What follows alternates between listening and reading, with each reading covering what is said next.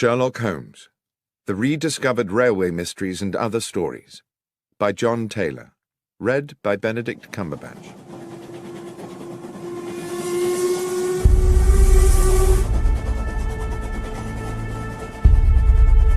An Inscrutable Masquerade.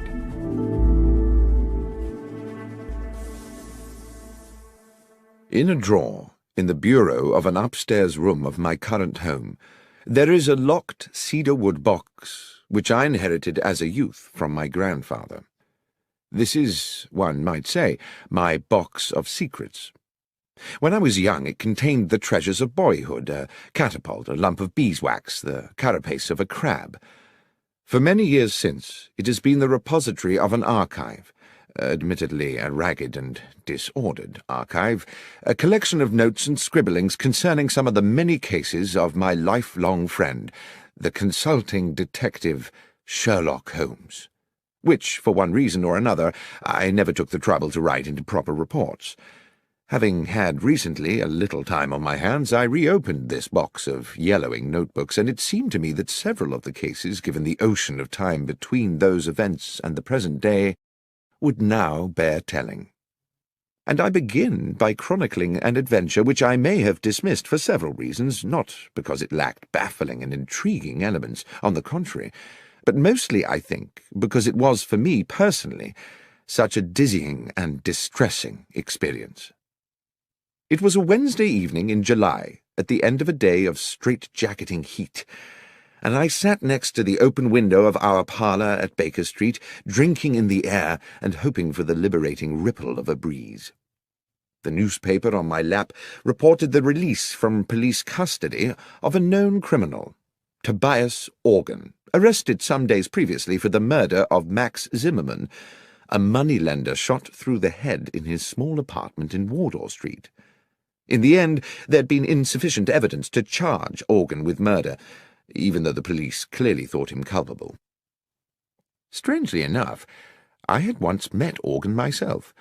He had come to me as a patient suffering, as I recall, from a severe lesion to the lower back, which he maintained had been caused by a fall against a metal stanchion, but which I had little doubt was in fact a stab wound. My diagnosis was supported, I believe, by his barely veiled threat that I should under no circumstances make known his injury to anyone else. He had an unforgettable, menacing way with him, and I had felt immense relief when he left my surgery. I'd been looking forward to discussing the Organ case with Holmes, who would certainly have some views on the subject, but when he finally appeared for dinner he was irritable and uncommunicative, and from these symptoms I guessed him to be in the process of some taxing mental work. All the same, I had no wish to sit out the meal in silence. "Stifling weather to be out and about, Holmes," I said, peppering a slice of beef. "Indeed, Watson, and equally stifling to be in." He busied himself with cutting into a potato. After a while I said, "I've not seen you today. I presume you were somewhere on business." "Yes, Watson, I was." Another pause, the chink of cutlery. "Somewhere local?" "Somewhere very local, Watson. I'd expect you'd like to know where." "Well, I've no wish to be intrusive." "In the basement. I've been all day in the basement of our house, and since your desire not to be intrusive is clearly struggling against your overwhelming curiosity to know, I will tell you why I was there." And he paused and smiled, "in the full confidence that you will not breathe a word to a soul about it." "Why, Holmes, of course not, and on the understanding that if I do tell you, you will not be able to leave this house until my work is complete." "What?" I put down, almost dropped, my knife and fork. "You don't mean not leave at all?" "That's precisely what I mean. So it may be that you would prefer to forego my secret rather than consent to becoming a prisoner here for what might be several days." Hopelessly intrigued, I gave no thought to the discomfort of being shut indoors in this sultry heat, no thought to the boredom, not even any thought to the fact that I had appointments in my diary. "I'm prepared to abide by your request, Holmes." He stood up from the table, his meal unfinished, and went across to the hearth to retrieve his pipe and tobacco pouch. As he filled his pipe and lit it, he sank into his armchair. "I believe you have been preoccupied with the case of Tobias Organ, Watson." Yes, it has been on my mind. How? You twice left the newspaper open at that page. The moneylender Zimmerman, a legitimate businessman with a wife and young children, was murdered with an army rifle. The police have many reasons for believing Tobias Organ to be guilty of the crime, and one of these is that he owns an army rifle. Organ, of course, denies that his firearm is the murder weapon. Well, yes, I said, one would expect he would. But suppose, said Holmes, suppose there was a science which could with certainty tie a bullet to the gun which fired it. Well, that would be marvellous, I said. But there isn't, is there? Well, Watson, let us say that such a science is seminal. It is exactly this problem which I am wrestling with at present in the basement of the house. I've set up a laboratory of sorts down there where I can conduct some experiments. Progress is promising, and if the results are as I expect, they will certainly send Tobias Organ to the gallows. But Organ is an utterly ruthless villain, undoubtedly guilty of a number of murders, but devious enough always to palm them off on others. If he were to gain even an inkling of my work, we would be in the utmost danger. I can see that you would be in danger, Holmes, but how might I be? As I say, Watson, Organ is ruthless. To get at any enemy, his favourite trick is to abduct someone close to his adversary, often with, I'm afraid, horrific consequences. You know too much now, and since I'm not prepared to put you at risk in that way, I fear you must sit it out in these apartments. You must not answer the door, you must stay away from the windows, no visitors. You must lead the life of a prisoner until such time as this matter is settled. Well, I said, it might be good for me. I have a medical paper to write, and the period of confinement might induce me to keep my nose to my studies. Excellent, Watson. I'm sure your sacrifice will not be in vain. I really did not see myself sacrificing very much at all. I spent the evening cancelling all appointments of the following week, and went to bed rather looking forward to a few days of fruitful incarceration. The morning found me in a hopeful mood in what appeared to be an empty house. Holmes, I presumed, had already descended to his basement laboratory. Our landlady, Mrs. Hudson, had left me a pleasant, cold breakfast, an indication that she herself had had to leave the house early. The day, while already warm and bright, had not yet begun to turn oppressive. The clock over the hearth ticked slowly as I settled down to my books, experiencing for the first time since my student years some of the quiet ecstasy of study. By midday, the room had become hot. My concentration meandered, and thirst plagued me. I wandered downstairs to Mrs. Hudson's apartment and found her still absent, so I proceeded down to the basement to ask Holmes whether he knew what arrangements had been made for lunch. The door to the basement was shut, and when I tried the handle, I found it to be locked. From within, I could hear the occasional crack of what sounded like a gun being fired, and the grind of metal on metal like ball bearings rolling round an iron bowl. "Holmes, are you there? Watson, what are you doing here?" "I'm in the process of an investigation." "Indeed?" "Yes, I'm trying to find out what's happening about luncheon." "You'll have to prepare something for yourself," he called back. "I'm afraid I've sent Mrs. Hudson away. I cannot risk the lives of innocent people. And Watson, be so good as to keep away from the basement. Confine yourself to our own rooms and to the kitchen. There's a good fellow." "Very well, Holmes, but—" "Yes?" "I really would very much like a newspaper." "I'm afraid you must do without. Neither of us can take the chance of leaving here until this business is complete. Now, please, let me get on." I trundled to the kitchen. I managed to find myself some bread and cheese, which I took back upstairs. Our rooms were now very hot, and since I was forbidden to sit near the window, I ate my luncheon over my books, dropping crumbs into the creases of Gray's Anatomy and beginning to feel restless. After lunch, I managed to force myself to a little more work, but by 3 o'clock had fallen asleep in the armchair. I woke to hear the sounds of evening traffic moving along Baker Street. I listened with something like envy to the busy hubbub of those who were free to come and go, who had families to return to, and simple feasts awaiting them at convivial tables. My lot seemed bleak by comparison. Holmes did not emerge from his infernal basement, and Mrs. Hudson did not appear with an evening meal. I cannot recall how the rest of the evening passed. The heat absorbed during the day by London's pavements now radiated back to thicken the evening air. The world outside, of which I had no news, became gradually silent, and I, hungry and disconsolate, went finally to bed. The next morning, after a makeshift breakfast, I got down to some work, and was well into the argument of the paper I was writing, when I began to realize that the room was again beginning to become airless and oven-like. Determined not to succumb to lethargy as I had the previous afternoon, I decided that despite Holmes's strict embargo on going near the window, I simply must have some air. As I raised the sash, I saw a cab approaching along Baker Street and stopping directly beneath the window. The passenger who stepped out was Nicholas Cartwright, an old university friend now writing for the Times. I hadn't seen him for a couple of months, and he seemed about to pay a surprise visit.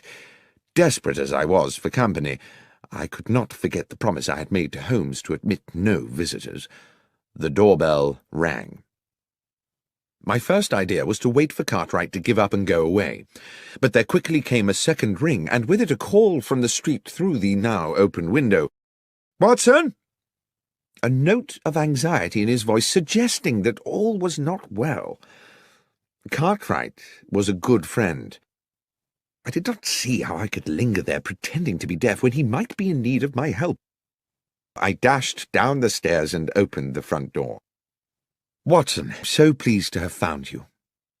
The statement immediately struck me as odd, as did Cartwright's whole demeanour, but mindful of the proximity of Holmes in his makeshift laboratory, I whispered, "Look, old chap, odd things are going on. Come up, as quietly as you can. I'll explain there." A sudden sharp crack issued from the depths of the house, and I hoped that, preoccupied as he was, Holmes would have no inkling of the presence of my visitor. As we entered the parlour and shut the door, Cartwright said, "Watson, I've been worried about you. I didn't even know if I'd find you here." "Worried?" "Yes. The story in the Gazette regarding yourself and Mr. Holmes. Did you know it was in the papers?" "Cartwright, I haven't the least idea what you're talking about, and as for newspapers, I haven't seen one in days. Here." He tossed me the paper, open at about the third or fourth page, and I read the following headline and accompanying article. "Sherlock Holmes and Dr. Watson part company? After several years of celebrated collaboration, the eminent consulting detective Mr. Sherlock Holmes and his medical companion Dr. John Watson have terminated their professional partnership and, it seems, simultaneously ended their personal friendship. Mr. Holmes said that while he continued to hold Dr. Watson in high esteem and to regard him as a man of exceptional honour and professional competence, circumstances upon which he could not and would not elaborate had made it expedient for them to go their separate ways. There was no comment from Dr. Watson." I stood for a moment, holding the newspaper and averting my gaze from Cartwright. Who had written this? Did Holmes know about it? Was there some truth in it? Was Holmes's exile to the basement a way of keeping me at bay while he found alternative lodgings? "This is today's Gazette?" "Yes, Watson. I see you knew nothing about this." "Am I speaking to you as a friend, Cartwright, or as a journalist?" "Well, I suppose, unfortunately, as a friend, John. I say unfortunately because this is clearly a damned good story. But if you wish to talk to me off the record, so be it." "Off the record, then. I know nothing of this, and I don't know whether Holmes has had a hand in it. He's conducting some very secret business at present, and possibly it's connected to that. That's all I can tell you, I'm afraid." "One thing does baffle me," Cartwright said. "How did the Gazette get the story without us getting it too? Anyway, I won't make anything of this, John, until you give me the go-ahead. But I hope if there does turn out to be an exclusive—" "You'll be the one to get it," I said. "Thank you, Nicholas." I saw him down the stairs and closed the front door behind him, finding myself relieved that he had gone. I had no idea that I would be seeing him again soon under even more peculiar circumstances. But determined that now I must confront Holmes with this business, I knocked on the door of the basement. "Holmes?" A long silence. "Holmes? We must speak." "Not now, Watson." "Holmes, there's something I must discuss with you urgently. Something in the newspaper." There was a scuffling and the basement door opened. "Newspaper? How did you get a newspaper?" Cartwright called. He'd seen an article— Yes, Holmes interrupted. Yes, the article. I dare say you would appreciate an explanation. Give me half an hour. A little later we sat opposite one another in our sitting-room. The evening was still close and oppressive. "The newspaper article," said Holmes, "was an unfortunate necessity. I hope it has not caused you too much embarrassment, Watson, and when this business is finished, all will be rectified." "But why," I said, "report us as having quarrelled?" "Bear with me, Watson, I beg of you. As you know, I have tried to keep my work here secret, but how certain can one be of that? The police are involved in these matters and are aware of my experiments, and who knows whether some junior or even senior member of the force is not in league with that utterly ruthless villain. Now, having been alerted to that newspaper report, might it not be the case that Tobias Organ would assume that you were no longer in London? At any rate, he would certainly be likely to assume you were no longer sharing these premises with me." "You gave the story to the Gazette to protect me?" "Yes, Watson. That was my purpose."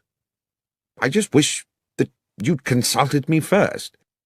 "You were not supposed even to know about it, Watson. And if you had not had a visit from Cartwright, you would never have seen the article. It was unfortunate that he came when he did." "It was the article that brought him." "Yes, a miscalculation on my part. Now, it is late, work to do tomorrow, and I must insist on extracting from you another guarantee." "What's that, Holmes?" "That you will not, under any circumstances, interrupt my work again. It's all very delicate, and a disturbance at an inopportune moment could ruin everything. Is that clear? Not under any circumstance." That night I lay awake in the muggy heat, the bedclothes pulled back, and grieved for what I calculated to be the death of my reputation. At least I imagined that's how the world would see it, or at least that portion of the world that reads the London Gazette. Holmes and Watson have parted company, but there is no comment from Watson, only a nobly worded valediction from the great detective. Such bitter thoughts polluted my restless waking and tormented my subsequent dreams. And added to all this, there lay a sense that things were still not clear, that something crucial remained unspoken. I woke early, but exhausted. Without going near the window, I took in what I could of the wakening day. The street was quiet. I dressed slowly and descended to the kitchen to find something to eat. The rattles and sharp cracks of Holmes's experiments had already come to life below in the basement, and I wondered whether he had even bothered to go to bed. I was making a pot of tea when the doorbell sounded. The noises from the cellar did not pause, so I assumed that Holmes had not heard the bell. I could see nothing of the front of the house from the kitchen, but after I had taken a few steps up into the lobby, it became clear by means of a side window that the visitor was once again Nicholas Cartwright. I went to the door and admitted him. "Cartwright?" "What's going on, Watson?" "What do you mean?" "I mean, what game is being played here?" "Cartwright? I've no idea what you're referring to. You better come up." He was, I could tell, steaming with anger, though I had no idea what I could have done to arouse it. He would not sit. He stood with his arms behind his back, a man preparing to deliver an accusation. "You told me you were inescapably confined to this house?" "Yes, Cartwright, and so I have been. This is the third day." "Excluding yesterday night, you mean?" "No. I was here yesterday night, too, tossing and turning in my bed at the thought of my ruined reputation." "Watson, see here.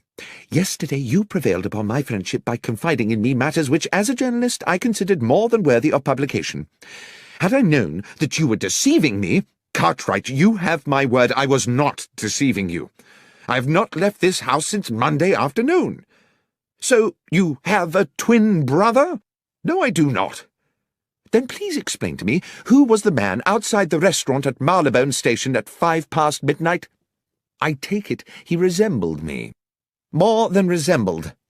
I do hope you're being truthful with me, Watson." I could see that his suspicions were not allayed. I even began to wonder whether my restless period of waking the previous night had itself been a dream, and whether I had been sleepwalking. Such things are possible, I know, and the heat, my fatigue, and the events of the last days had left me so baffled that in that moment of confusion I could not entirely rule it out. "What happened," he said, "was that I was walking through the station concourse when I spotted you by the wall of the restaurant, which by then was closed, talking to a man in a brown felt hat. I would have approached you, but when I caught your eye, you cut me as dead as if you didn't know me, and I assumed your conversation was of some importance. The more I thought about it, the more I thought it was a poor way to treat a good friend." Suddenly the fog in my brain gave way to an horrific clarity. I knew that I must rid myself of Cartwright at once. "Thank you for telling me this," I said. "It is of the utmost importance. But, Nicholas, and I pray you won't take this amiss, I must ask you to leave." "To leave?" "Please. This is a fearfully serious business. There is real danger." "You're not just trying to get me out of the way, Watson?" "That's exactly what I'm trying to do, Cartwright, but for a very good reason. Believe me, you will have your story." "Very well, John, very well." At the front door he patted me amiably on the shoulder. I shut the door on him and leaned against the wall, trying to get my thoughts in order. Holmes had instructed me not under any circumstances to trouble him again, yet this situation was possibly critical. If Tobias Organ had hired some impersonator to look and sound so like me that even Cartwright, who had known me for years, could be convinced, then Holmes might also be deceived, and then what power they would have in their hands. If I could not speak to Holmes, I could at least alert him by other means. I ran up the stairs with the idea of writing a note which I could slip under the basement door, but as I reached our rooms, I heard a cry from the street.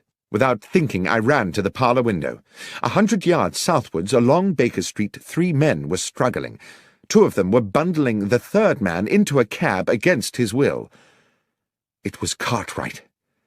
I dashed down the stairs and ran into the street. The driver of the cab had already whipped up the horse and moved off at a lick, but I gave chase, fury and outrage fueling my progress. I pursued them for a good half a mile until eventually they outpaced me, and I stood gasping for breath outside St. Vincent's Church. I sat on the pavement. I needed Holmes's help. The transgression of a broken promise was a trivial thing, surely, in the context of this appalling incident. I would go to him immediately. Aware that, in the haste of my pursuit, I'd left the front door of the house open, a new anxiety overcame me. Clearly this kidnap was the work of Organ's ruffians, and who was to say that they would not take advantage of an open door? I trotted as briskly as I could back to Baker Street.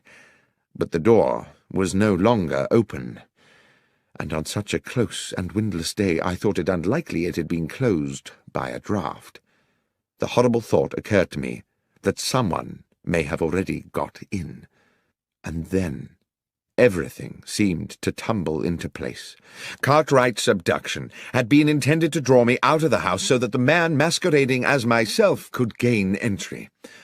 Holmes would be unaware of this. He would eventually open the door of the basement to his assailant, and, believing it was myself he was admitting, would offer the easiest of targets. I had left the house without a key, but I knew there was a possibility of access via the rear of the terrace.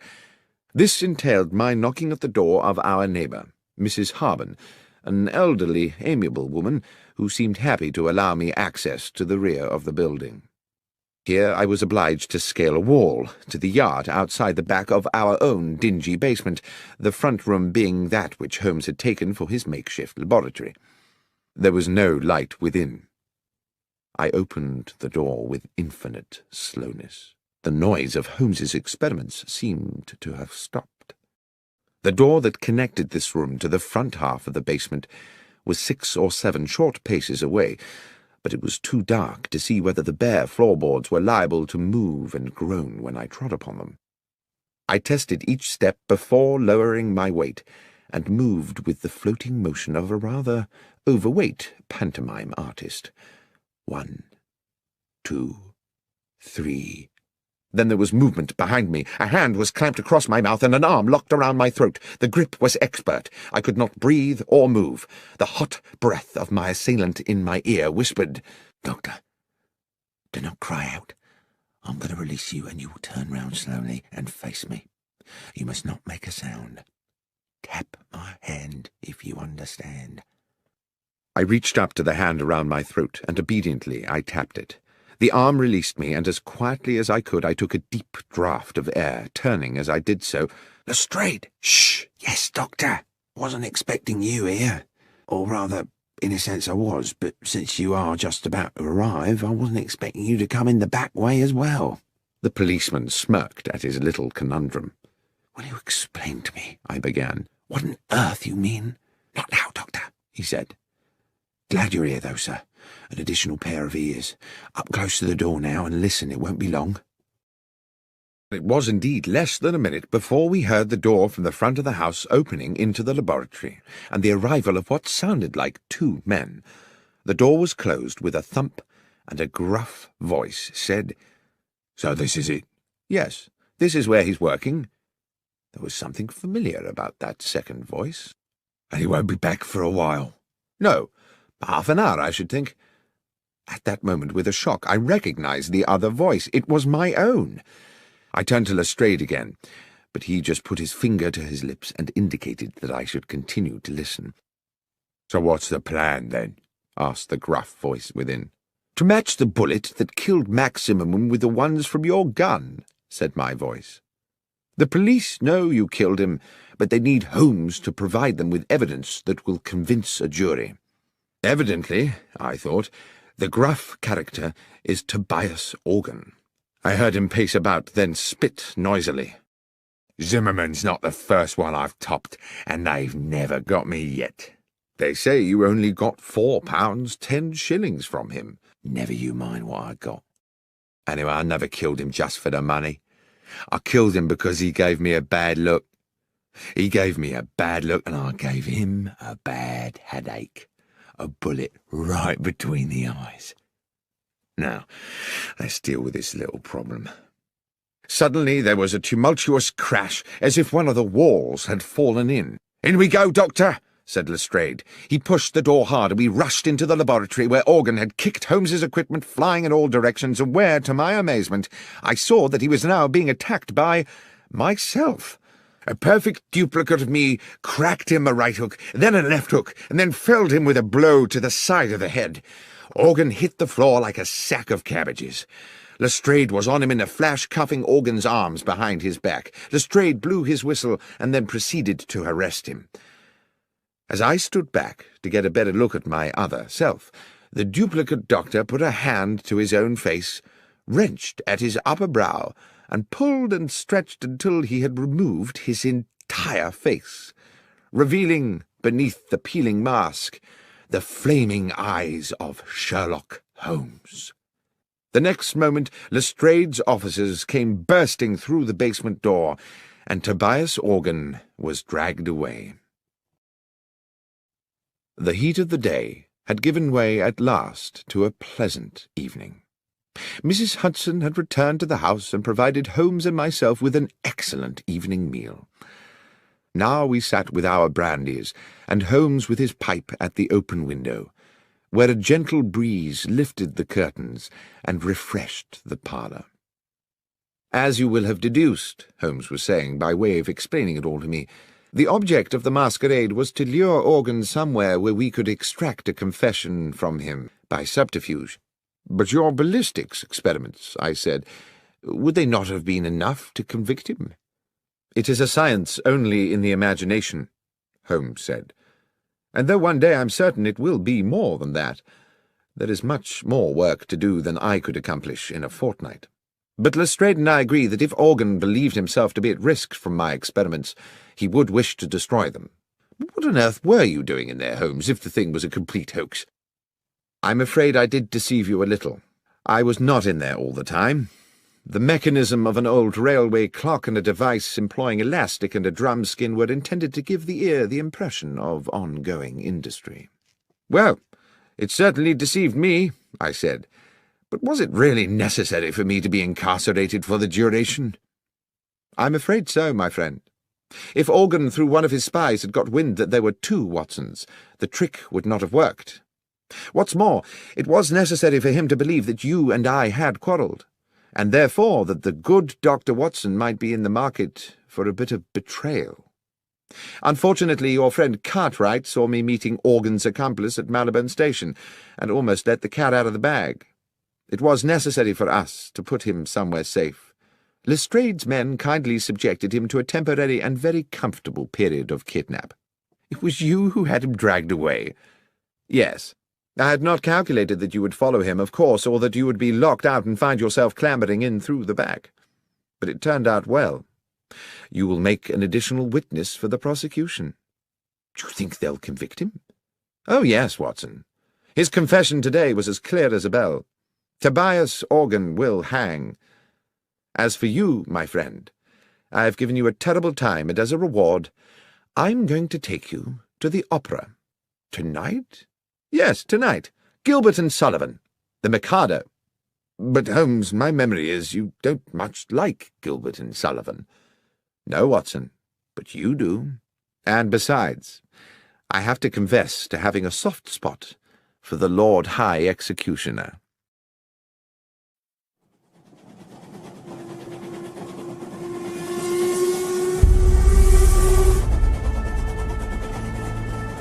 The Conundrum of Coach 13. On an October morning, when rain streamed from the black clouds that swept above our Baker Street lodgings, I found my friend Sherlock Holmes in a similarly overcast mood. He had not had a case in weeks, not at least what he called a decent case, and he had been huffing and puffing about the house for 2 days. It was with some relief to both of us, therefore, that we heard the slowing approach of a cab in the street outside, and both moved eagerly to the window. The hansom did indeed stop directly beside our door, and, after a moment, a large and finely dressed middle-aged gentleman emerged into the downpour, paid his fare, and rang our doorbell. Holmes was smiling. Now, what could make a rich American so distressed, Watson, that he would come pell-mell here to us from Paddington? "An American?" I said, drawn irresistibly, as usual, into Holmes's tantalizing games. "Certainly, and I think a formidable character." "And do you wish to tell me how you deduce all that, Holmes?" "I deduce his distress and his nationality from the fact that he just tried to pay the cabby in American dollars before recalling which pocket held his pounds sterling. As for his coming from Paddington, that was the easiest of all, for the driver of the hansom is Henry Brown. I'm surprised you do not recognize him, who always works from the Paddington rank. As ever, Watson, I apologize for the banality of these observations, but you did ask." By now there were footsteps on the stairs, as Mrs. Hudson escorted the visitor to our apartment. While I inwardly delighted to note that my friend had returned to his amiable best in anticipation of a new challenge, I found myself praying that it would be a challenge worthy of his powers and his pent-up energies.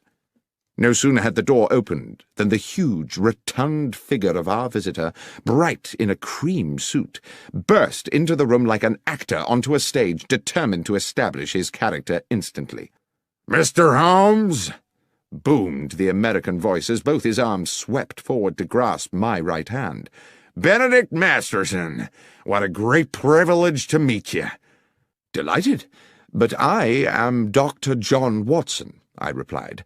"This is Mr. Sherlock Holmes." With equally booming apologies, he bowed charmingly to me and turned to my friend. "Ah, yes. Now I see. Unmistakable, unmistakable." The impression given was that he had found the first Sherlock Holmes of his acquaintance a little short of his expectations. "Mr. Holmes, I wish to ask you to act for me in a business both mysterious and distressing." "You had better sit down, Mr. Masterson," said Holmes, "and tell us everything." and having settled his cream-covered bulk into an armchair and accepted a cigar, on which he continued to puff anxiously as he spoke, the American told us his story. "I am a dealer in gold, gentlemen.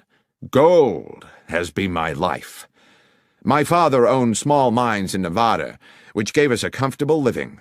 In my turn, through judicious trading, I've made these assets yield a fortune. I came to London last week because your own Bank of England had made an order for a substantial quantity of gold bars to boost its reserves.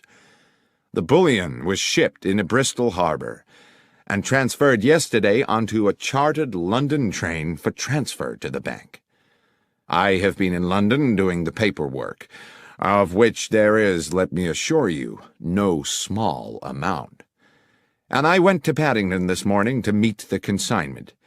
The train was there, the gold was not." "I see," said Holmes. "Stolen." "Undoubtedly. How much?" "We're talking 4 or 5 millions, Mr. Holmes." "That's a large loss. Is the gold insured?" "Indeed it is, but you know insurance companies, Mr. Holmes. They are ever suspicious, and the circumstances of the gold's disappearance are, to say the least, rather strange." "The details, Mr. Masterson," said my friend, "if you please." "Well," continued Masterson, tapping a thick cylinder of ash into the ashtray, "I'd asked to commission an overnight train, and also insisted that it be discreet, not armored or escorted, or in any way having the appearance of a specially secured conveyance. I was offered the charter of a passenger train which returns empty from Bristol to London once a week, and which railwaymen jokingly call the Bad Luck Special, not because anything has ever happened to it, but because it normally consists of 13 empty passenger coaches, as indeed it did on this occasion. I insisted that the gold be packed in steel containers, each locked with a unique key. You will appreciate that gold itself, gentlemen, is a weighty metal, so each box contained only as many bars as would enable the containers to be carried. In order to prevent the possibility of them being removed from the moving train, I ensured that while they were small enough to go through the open carriage door, they were too large to pass through the windows, even with the windows slid down to their largest aperture. I then arranged for the doors of the bullion carriage to be locked from the outside so they could not be opened until the train reached London. The train was empty then, apart from the driver and fireman of the locomotive? No, Mr. Holmes. It is railway practice for all trains to have a guard. A practice I was very happy to comply with, since it meant my consignment would have an overseer throughout its journey, and to this end all the steel cases were loaded into the last coach of the train, coach 13, where the guard could keep a constant watch on them. The man employed for the job was a Mr. Lyons, Mr. John Lyons, a mature and trusted employee of the railway company. Here, strangely, Mr. Masterson stopped and smiled. I inquired whether he had ever worked on the French railways. Gare Lyons, you see. Gare de Lyon. Holmes smiled politely and nodded. Oh, forgive me, gentlemen, I could never resist a pun. To continue, the train left Bristol at 3 this morning, as scheduled. But when it arrived at Paddington at 6, the steel boxes of gold were gone. Mr. Holmes, this was an impossible robbery. The train stopped only once for a minute or so to take on water. Hardly time to unload a single box of bullion, let alone 100 of the darned things, weighing in at 150 pounds apiece. And the guard? Asked Holmes.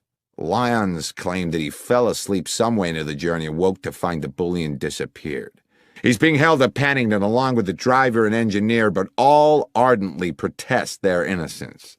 And with regard to other suspects, can you think of anyone in your organization who might feel inclined to take advantage of you? Masterson pinched his lips and looked embarrassed. Well, if I may confide something to you in the strictest confidence, my estranged wife, Laura, still has shares in the company. She believes that she should have more.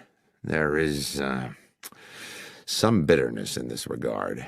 However, I know Laura well enough to doubt that she is a thief.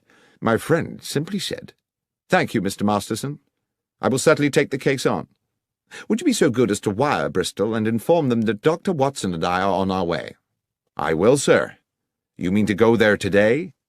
"Indeed, yes, as soon as I have made a check or two at Paddington Station." "Well, I surely thank you. I can think of no better hands in which to leave the case of the bad luck special than those of Mr. Sherlock Holmes." Holmes did not smile. "I never leave anything to chance, Mr. Masterson. Perspicacity and reason are the tools I employ." "Forgive me, Mr. Holmes. As I say, I am fatally attracted to puns." "We will keep you in touch," Holmes said, "with all developments." Within half an hour we were at Paddington, but before boarding the Bristol train, Holmes wished to make certain that the so-called bad luck special was secure. The train had been shunted into a siding, and we were relieved to find that police responsibility for the case had fallen to Inspector Stanley Hopkins, a young but ambitious detective with whom Holmes and myself had had numerous dealings in the past. Hearing that we were being engaged by Mr. Benedict Masterson, the inspector agreed to watch over the train and make sure it remained undisturbed until our return to London. It was still raining when we arrived at Bristol, where we met the station foreman, George Willits, an amiable man in his 50s, who gave the comforting impression of having been in his job for a lifetime and knowing the whole business inside out. Willits had been on duty the previous night and took us directly to the goods platform from which the bullion train had left. Though he did his best to be of assistance, he looked painfully weary. "I apologise to you gents for my appearance," he said, "but I was on night shift last night seeing out the special. I was just about to go off when the message came from London about the theft, so I've not yet been home to bed." "We won't keep you long, Willits," Holmes said. "I understand you were here when the bullion boxes were being loaded." "I was, sir. I supervised them myself. Watched them being lifted into the guard's carriage at this very spot, before I sent the signal to bring in the rest of the train." "The guard's coach was not connected to the train while it was loaded." "That's right, sir. The rest of the train was shunted out of the siding and coupled up just before she was due to leave." "And who brought her in?" "Tommy Marriott, the engineer, and his fireman, Pat McGlinchey." "Old hands?" "Not quite so much a fixture as myself, Mr. Holmes, but they've been around the best part of 10 years. They're sound men." "Good. Now, if you'll bear with me a little longer, Willits, I'd like to ask you a little more about the gold itself. How many men were involved in loading the carriage?"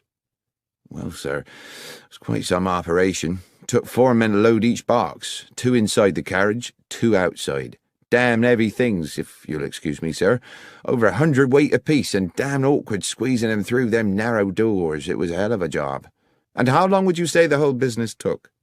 "It was about midnight when they started, and about 2:15 by the time they finished, so almost 80 minutes."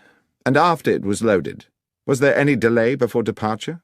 "No, sir. The rest of the train, as I say, was reversed in from the siding. John Lyons, the guard, got aboard, and the door of the guard's coach was locked from without, sir, as per our instructions."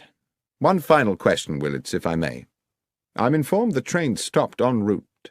"Yes, sir. She was scheduled to hold up for a minute or so at Swindon to take on water." "It stopped for no longer than that, and at no other time?" "No, sir. The signalman would know for sure if she'd been held over for more than a minute, and that's already been checked." Holmes seemed to pause for a moment while he considered all this information, and then he said, "Willits, I am most grateful for your detailed and, I have no doubt, accurate recollections. Now, if you will excuse us, Dr. Watson and I will take the next train back to London and leave you to go home and get some sleep." Inspector Hopkins was at Paddington when we arrived, and Holmes immediately requested that he arrange for us to speak to the railwayman who had commandeered the bad luck special on the previous night, Marriott and McGlinchey, the engineer and fireman, and the guard, Lyons. In a dark office of the railwayman's quarters, on one of the grimmer outer platforms of Paddington Station, The three men sat disconsolately on rickety wooden chairs. It occurred to me that they had by now been detained in this dismal place for several hours, and when Holmes and I were introduced to Lyons, he barely had the energy to nod to us.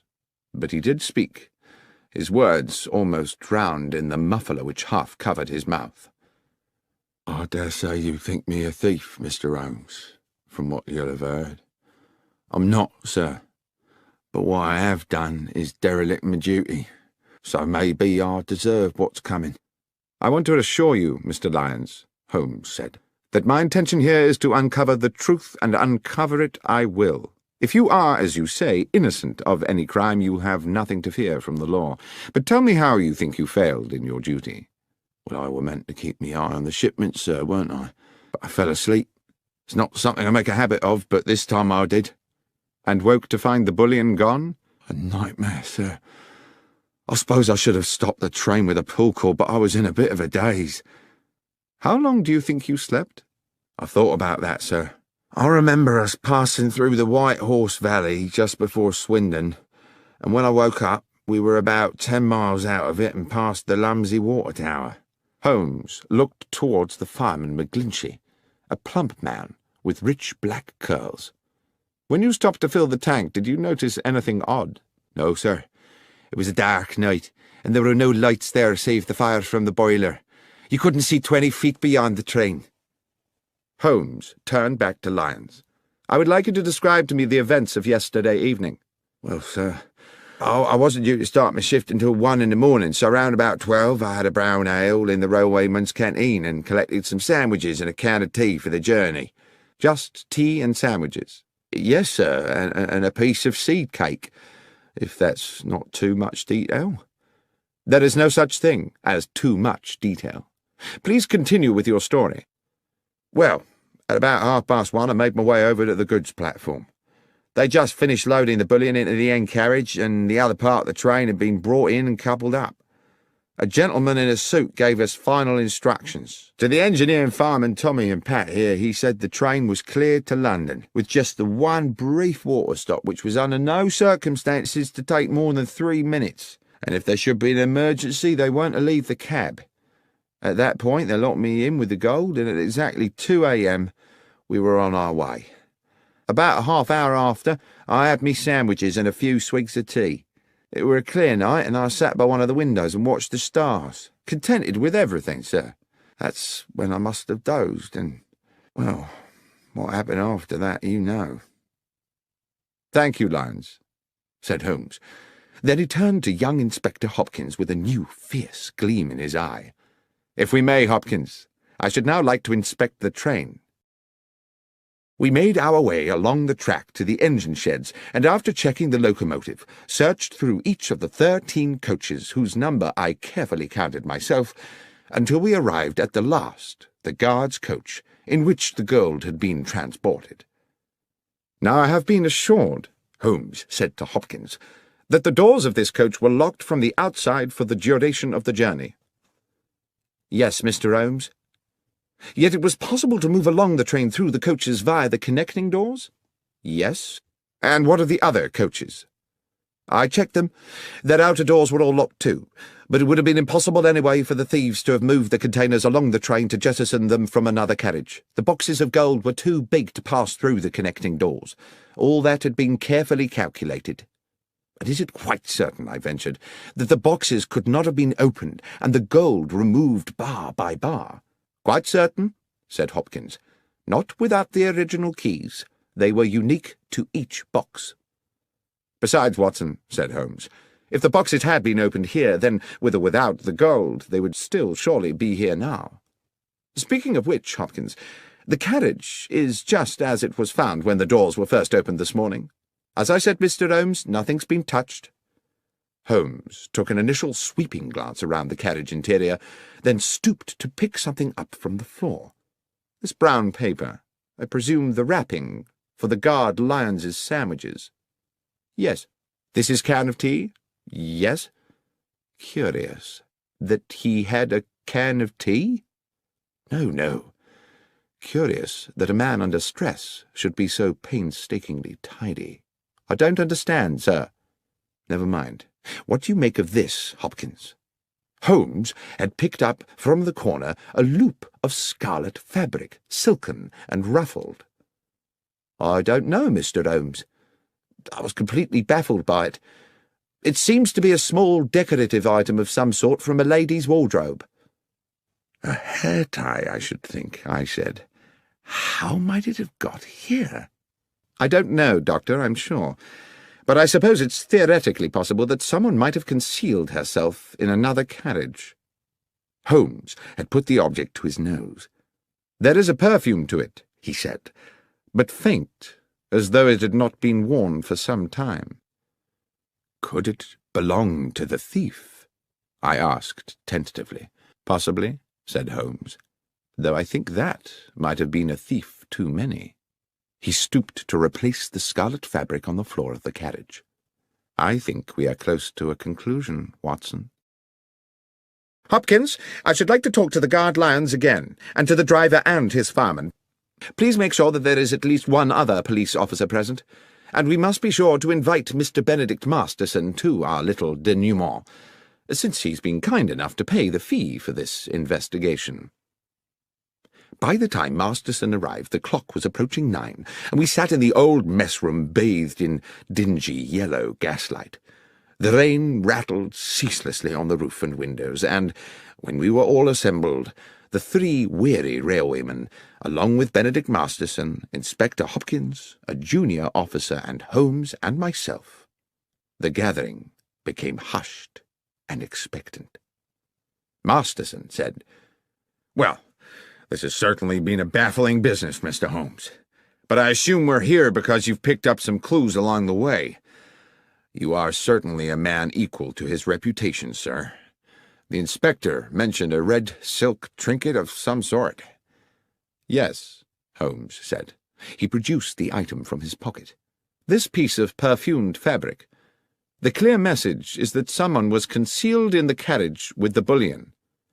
"I see. And moreover," I put in, "that the concealed person was probably female." Masterson appeared a little shaken. "Female, you say? Oh, dear." "If I may," said Holmes, "we will return to that later. Mr. Lyons, let us revert for the present to the subject of your sandwiches." "My sandwiches again, sir?" "Indeed. The sandwiches you took on board the train last night, together with the seed cake and the can of cold tea. You say you ate them just before you fell asleep." "Yes, sir." "You ate the sandwiches and the cake, you dozed off, you woke up again, and the gold was gone." "Yes, sir. That's how it happened." "And when you came round and realized the gold had gone, you say it was like a nightmare."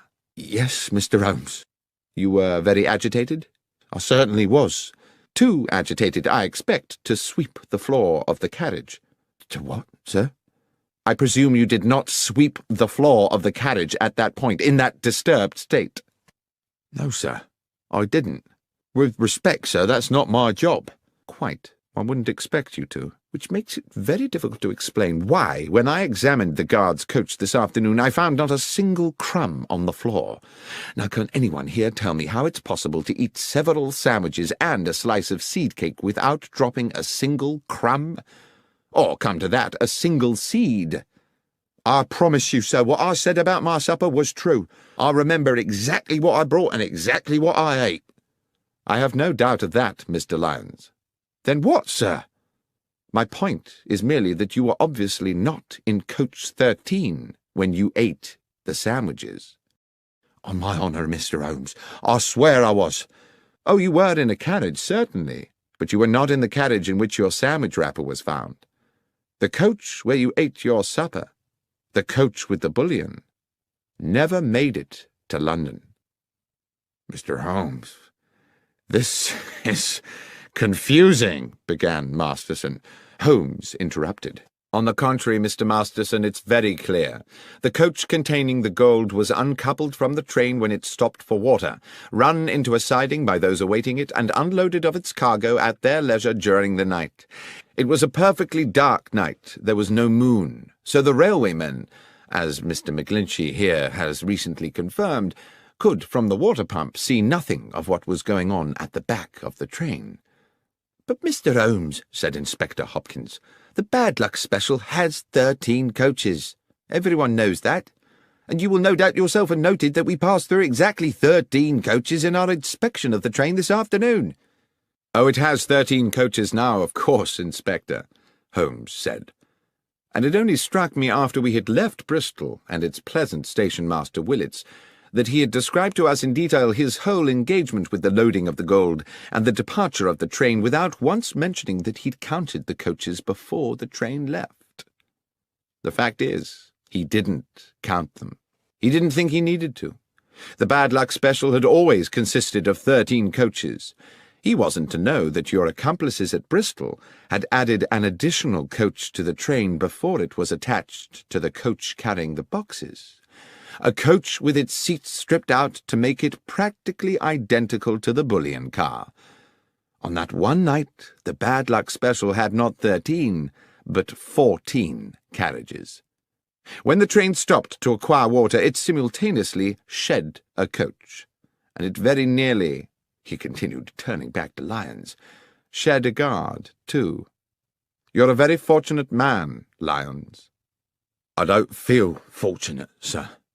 "Your good fortune is that you are still alive, and that in turn is because you were fortunate enough to fall asleep. Imagine if you had not. The train stops. The thieves uncouple the rear coach with yourself inside it. As soon as you see them, you become a risk to them. There's no telling what they might have done. What I believe actually happened was that as they were releasing the carriage from the train, someone noticed that you were asleep inside.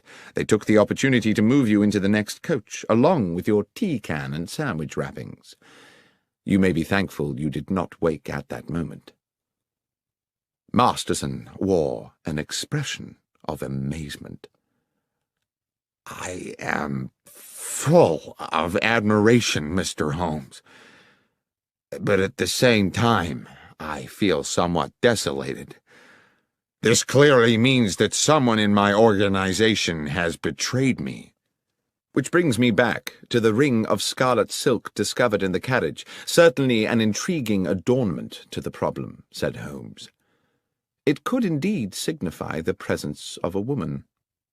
"But there is the mystery," I said, "of how she got there, or what she might have done." "I think, however," said Holmes, "that is a mystery with a simple solution." At this point Masterson appeared rather tragically stricken. "You're thinking—" "Yes," said Holmes. "You're thinking that my estranged wife, Laura— Dear God, that foolish woman—" "Oh, come along, Mr. Masterson. You know full well your wife had nothing to do with it. There was no one aboard the train save the 3 men here, driver, engineer, and guard, and none of them had anything to do with the robbery." The 3 railwaymen looked at one another as though they had suddenly had revealed to them their entitlement to a joint fortune. "As for the thieves," said Holmes, "they are to be located somewhere nursing a hoard of bullion, apart, of course, from their paymaster, who is sitting here with us. Is that not so, Mr. Masterson?" Masterson blustered and steamed. He was outraged. This was absurd. "How dare you, sir? What evidence have you for such an outrageous suggestion?" "I had misgivings from the beginning. I could not understand why you came to me so quickly after the theft had been discovered when you had so much else to deal with. I see now that you were at pains to demonstrate to the insurance company that you were doing all in your power to recover the bullion because, of course, if you could have both the gold and the insurance money, you would have considerably augmented your fortune. But worse still, what your partners in crime would have done to Mr. Lyons, had he not had the good sense to fall asleep on the job, hardly bears thinking about. You were prepared not just to steal, but to be an accessory to murder." "This is speculation, Mr. Holmes. This would not stand up in court. You should be looking for another felon. What about that red silk ring?" "Ah, yes. You've been very subtle about that, Mr. Masterson, suggesting your wife's name one moment and the next assuring me that she could not possibly be implicated. I doubt whether you thought she would be, but you certainly sought to throw me off the scent. What was that item, if not a red herring?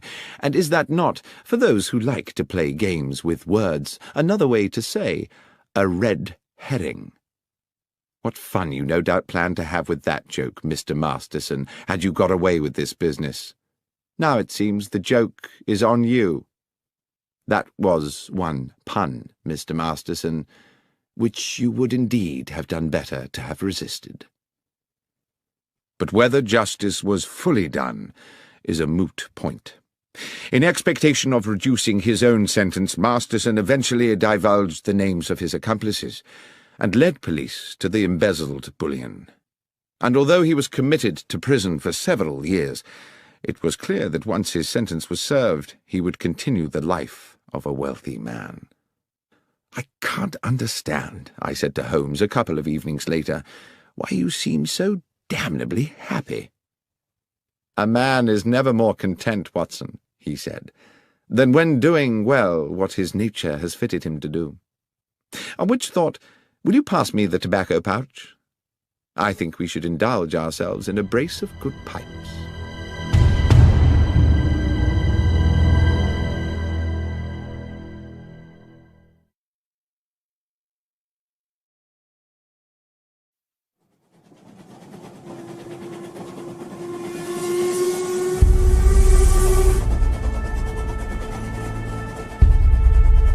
The Trinity Vicarage Larceny.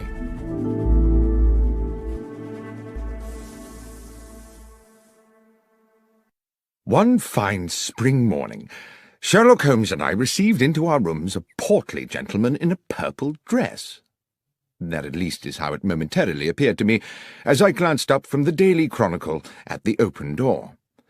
The purple gentleman, it transpired, was the Right Reverend the Lord Bishop of Kent, an old acquaintance of Holmes, and he had brought with him, as so many of our visitors do, a problem that was clearly causing him some agitation. Mollified a little by coffee and a cigar, Bishop Spriggs needed no prompting to divulge his story. "The nub of my problem, gentlemen, is an unfortunate young priest. A young man of promise and talent, very popular with his parishioners, who has inadvertently got himself into deep water." "Intriguing," said Holmes. "You may recall," the clergyman continued, "that Trinity Church in the Kent village of Hatchingham was last year in the news because of an exceptional discovery." "Of course," I said. "A silver chalice of considerable worth was discovered in the crypt." "Yes, Dr. Watson. A magnificent medieval relic, the so-called Hatchingham Grail, weighing some 22 pounds. With my approval it was sold to the British Museum, with the idea that a good portion of the proceeds would go towards restoring Hatchingham Church. The Reverend Kingsley, pending the beginning of the building work, had locked the money up in the church crypt. It was stolen yesterday. Holmes, you can imagine what an outcry there'd be if this found its way into the papers. It would be bad for Kingsley and the Hatchingham parish, and goodness alone knows what it would do for the reputation of the church. At any cost, the money must be recovered and the thief put away. And I mean any cost, Holmes." "Let us not concern ourselves with fees just yet," Holmes said. "Are there any clues at all as to who might be responsible for this theft?" "I'm not sure about clues," replied the clergyman. "Kingsley did make some sort of an attempt to discover the identity of the villain by chasing him over the fields after the theft, but I'm afraid he didn't get very far." "I think we had better meet the young reverend," said Holmes, "as soon as is practical. Watson, would you be at liberty to accompany me to Hatchingham for a few days?" "I'm utterly indebted to you both," said the bishop. "I dare say while you're in Hatchingham we could put you up at the Trinity Church Rectory. Or there's the Jolly Bulldog, if you'd prefer an inn." "Ah," said Holmes, "the Jolly Bulldog. Now that sounds like just my kind of animal." We journeyed to Hatchingham the next morning and established ourselves at the cosy but crumbling hostelry that was the Jolly Bulldog. Our landlord was a bluff man called Starkey, taller by inches than Holmes, and compelled to stoop to avoid the beams of his own ceiling as he lumbered about in heavy boots serving his customers. He grudgingly provided us with a late snack of bread and some rather tough cold meats, complaining that if everyone chose to be fed at 2:30 in the afternoon, they would have to invent a new word for the meal taken between luncheon and dinner. "Leftovers?" said Holmes to me impishly, and at a level which I am sure Starkey was meant to overhear. "Might be that word?" The publican growled ominously as he left us, and I leaned over to Holmes and whispered, "There is surely an example of how a little power may go to the head of a man and make him too big for his boots." "I was thinking rather," said Holmes, "from the way he clumps about this place, that his boots are rather too big for him." I saw the two gentlemen on a nearby table smile at this remark. "I shouldn't take a lot of notice of Starkey," said one of them amiably. "He's just as tiresome with all the customers." The gentleman introduced himself as John Hapton, and his companion as Matthew Winslow. Although neither Holmes nor myself disclosed the details of our mission to Hatchingham, it seems they knew we were expected, and it turned out that both gentlemen were members of the parish committee, and were fully apprised of the theft, though they were quick to assert that it was not yet public knowledge. "I hope you will be successful," said Hapton, "in bringing this thief to book. We are fond of our vicar, and he has been a deeply troubled young man since it happened." The Reverend Kingsley's house was accessed from Hatchingham Lane by a short stone path. A few steps beyond the vicarage stood the church, with, on the west side, a moderate-sized graveyard. On the other side, with its own access to the lane and shaded by a handful of fruit trees, stood Cherry Cottage, which we would later discover to be the residence of the verger and his wife. The Reverend Kingsley was a man in his early 30s, small in stature but of good looks, his clerical dress the quintessence of neatness. While clearly stricken by his predicament, he remained calm and articulate, and did his best to make us welcome in a pleasantly appointed parlour whose deep-coloured, thick-piled carpet and embroidered cushions evidenced a delicate sense of taste. "It's a relief to see you, gentlemen," he said. "The bishop told me all about you, about your many successes in solving complex cases. The problem, as you know, is that while we saw the thief escape, we were unable to establish his identity.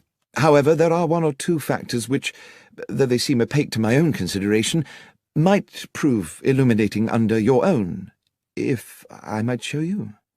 "I would be most grateful, Mr. Kingsley," Holmes said. "First, though, I see that you have recently held a meeting in this charming room. I presume that apart from the 3 other gentlemen present, the 4th was yourself? You keep the side chairs in another room, I take it." "Good Lord, how did you know all that?" "Oh, it's a simple matter. The carpet beside the window has indentations of 4 chairs, and therefore I presume 4 people, but there are no chairs in the room whose feet would match." "Well, yes, you are, of course, quite correct," said Kingsley with a broad smile. "The parish committee convened here just yesterday, as we do each week. Yesterday was the day I broke the news that the Grail money had been stolen, and I hope that that news will remain privy to the committee members until such time as the thief is caught, but—" The vicar paused, and Holmes said, "Please, go on, Mr. Kingsley."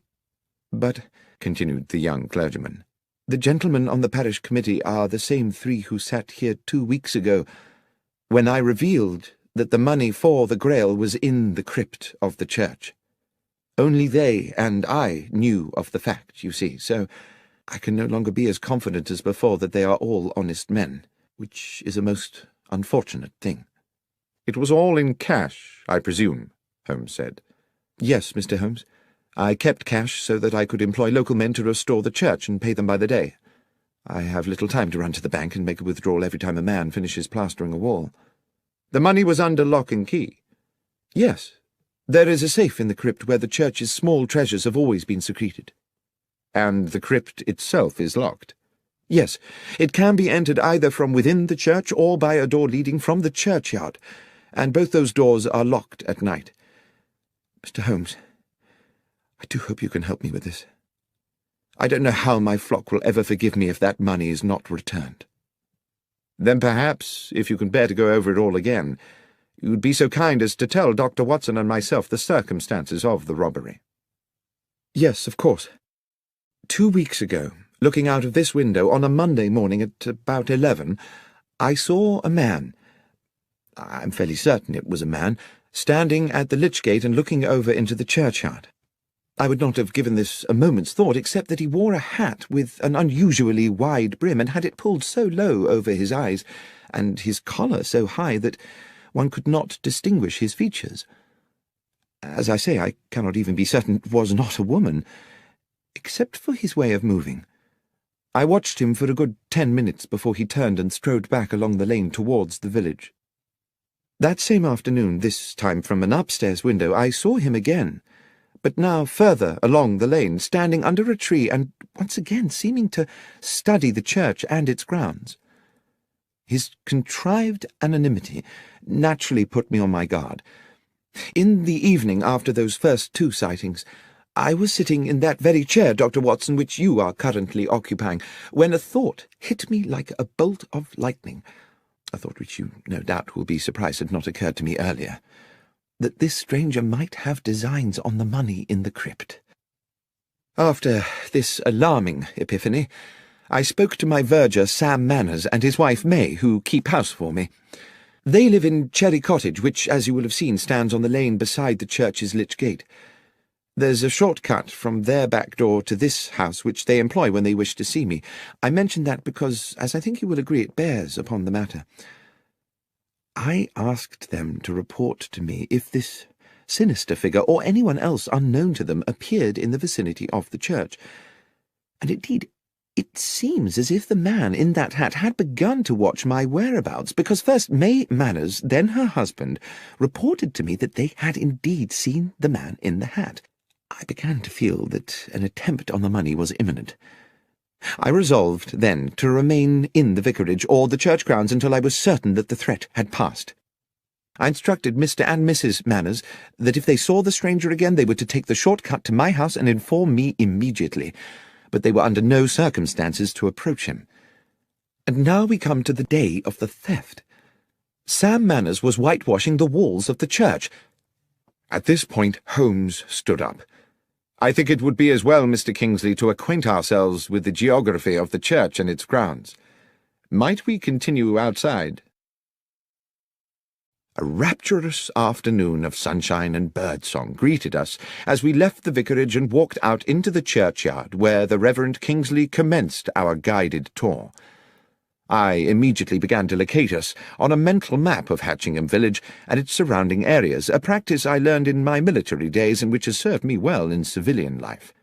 I could see in my mind the large oblong of farmland, about 2 miles across, with Hatchingham village and the church almost at opposite corners. This substantial area of land was surrounded on all 4 sides by public roads. Mr. Kingsley took us through the grounds on a grassy path which ran along the side of the church up against the gravestones of the churchyard. "This is the wall of the church Sam Manners was painting that morning," said the vicar. "He worked for a couple of hours, and at 12 o'clock I sent him off to his cottage for his regular midday meal. I went back into the vicarage and took up a book. After about 20 minutes there was a knock at the back door. Mrs. Manners was in a frantic state. She and Sam had just seen the man in the white-brimmed hat going into the churchyard. I told her to return immediately, and to tell Sam to meet me here at the crypt door, and I came here directly to find myself staring at a spectacular mess." He pointed to a flight of 4 steps just off the path, leading to a door low down in the half-painted church wall. "The door to the crypt," he said, "from which the thief must have made his exit, and not expecting to encounter a paint bucket, presumably kicked it flying in his haste to escape." A residual expanse of powdery white, still damp in places, stained the flagstones at the bottom of the steps. "Sam was with me within seconds," continued the vicar. "We could see nobody, but we soon guessed which way he'd gone. If you'll follow me, gentlemen." The vicar led us a little further along the grassy path, to where the churchyard ended in a wooden fence. Set into the fence was a stile leading on to a footpath. "That," said the vicar, "was his escape route." Beyond the stile, the ragged footpath traversed the meadow through weeds and rough grasses, stretching away into the distance. Along this narrow track could be seen intermittent blobs of white. "And I suppose the presumption would be," said Holmes, "that the trail of white paint marks are the fleeing man's footsteps." "Yes, exactly. Obviously our man escaped across the field to Harding Lane, Mr. Holmes." My companion nodded. He stopped at the stile. "There are 2 white handprints here," he said, "a right hand and a left hand. The fellow was in some haste, as indeed one would expect." Holmes crossed the stile athletically and walked a little way into the field. Bending down, he examined one of the white marks, then plucked up a handful of grass and returned to us. "Thank you, Mr. Kingsley. I think I've seen all I need to here. Is there anything else you think might help us?" "Yes," said the vicar enthusiastically. "Back at the house." Holmes requested that Sam Manners and his wife join us in the vicarage, and a little afterwards in Mr. Kingsley's kitchen. Mrs. Manners set herself to the task of making us all tea, while Holmes paced the stone floor slowly. I sat at the kitchen table with the vicar and Sam Manners, a ruddy man in his early 40s, whom Holmes was now addressing. "So, Mr. Manners, you are the only person to have caught a glimpse of the man in the hat on the day of the robbery?" "I believe so, sir. I was at the window taking my lunch. I saw this feller in the big hat looking up and down the lane a few times as if to check all was clear, then enter the churchyard. Straight away I said to Mrs. Manners to go by the back door and tell the vicar." "And you yourself waited in the cottage until Mrs. Manners returned?" "I did, sir." "For how long?" "Not more than 2 minutes. She told me the vicar wanted me to meet him out by the church. I dashed right out." "And found the Reverend Kingsley waiting for you?" "Yes, sir, and the door to the crypt wide open, whitewash everywhere." "The crypt door had been locked before you went to lunch?" "Oh, yes, Mr. Holmes, it always was." "And that was when you noticed the trail of paint?" "Exactly, sir, and set off to follow it. You must have only been a short way behind the thief." "Must have been, sir, but he moved like the wind. We was across that meadow in less than 5 minutes. It's a good 4 furlongs, and never caught up to him. But what we found at the opposite side clinched it." Here Mr. Kingsley interrupted. "Sam means this," he said, and produced from a drawer a wide-brimmed black velvet hat, inexpensively made, and in shape rather resembling the sort of thing one sees worn by picadors in pictures of bullfights. Holmes took the hat and turned it around in his hands. "It was me found it, sir," said Manners. "I was running a bit ahead of the Reverend, hoping to catch up with our thief, and as soon as I was over the stile I saw it in the grass by the road, just where I suppose it had fallen from his head." "Well," said Holmes, "while I cannot see yet how that will help us, with your permission I shall take it away with me." "Of course," said the vicar. "We'll leave you then, but by way of that path across the fields. I'd rather like to follow the route taken by our escaping felon." And so it was that we made our farewells and set out from the churchyard across the wide meadow towards Harding Lane. Although it had been a week since the church thief had fled, there remained a clear trail of white footprints across the entire width of the field. The path ended at another stile, which gave onto the shaded narrowness of Harding Lane. We calculated that to return to Hatchingham village we could go in either direction around the perimeter of the meadow. We took the route west along the Pincham Road rather than going east and back via the church. As we walked, my companion looked repeatedly this way and that, into the fields at the roadside, the patches of scrubland, and the bushes and trees. "If you note anything, you must let me know, Watson." And I agreed that I would. But the fields lay bright and innocent in the late afternoon air, and the trees were populated only by birds jubilantly enjoying the sunshine. Then, as we crossed a bridge over a gurgling stream, Holmes stopped halfway. "There's something there. Do you see?" He pointed to the bank of the stream, above which a hawthorn overhung the rushing water. "Something in that bush. A pair of somethings, unless I'm mistaken." We clambered over the balustrade of the little bridge and dropped onto the bankside. The hawthorn was thick, and even at close quarters my eyes were at pains to penetrate into its depths. Holmes, using a fallen branch the thickness of his arm, smashed his way into the bush. His soft cry of triumph told me he had found something, and he reached in and retrieved in one hand a large pair of leather boots. "What do you think, Watson? Is this or is this not the footwear of our thief?" "They're certainly large, those of a very big man, I should say, and there are white marks on the soles. Shall we see how they fit those prints on the church meadow?" "I think we can assume that much, Watson. But what would induce the villain to jettison his boots here?" "Perhaps," I said, "he thought he was still being chased, and knew that if he were caught wearing them he would be recognized straight away." "Equally suspicious if he'd been found with no boots at all," said Holmes, "though I suppose he may have carried a spare pair of shoes with him. Watson, it is fairly clear to me the thief is a local man. Why, unless he feared to be recognized, would he indulge in such an elaborate disguise? Let us go back to the Jolly Bulldog. That, after all, is where the locals like to congregate." In fact, on our return to the inn, we found John Hapton and Matthew Winslow, the parish committee men we had met earlier, having returned to, or perhaps never having left, the same table. As we sat down, Holmes placed beside him on the floorboards the pair of boots we had found in the hedgerow, causing the two gentlemen to look at them inquisitively. When Starkey, the landlord, arrived to serve us, the first thing he said was, "Your boots, gentlemen?" "Not ours," said Holmes. "We found them in a bush in Harding Lane." "Strange what some folks'll throw away," said the publican. "They looks in prime order to me." "Hardly been worn," Holmes replied, and then he asked, "Would these boots fit you, Mr. Starkey?"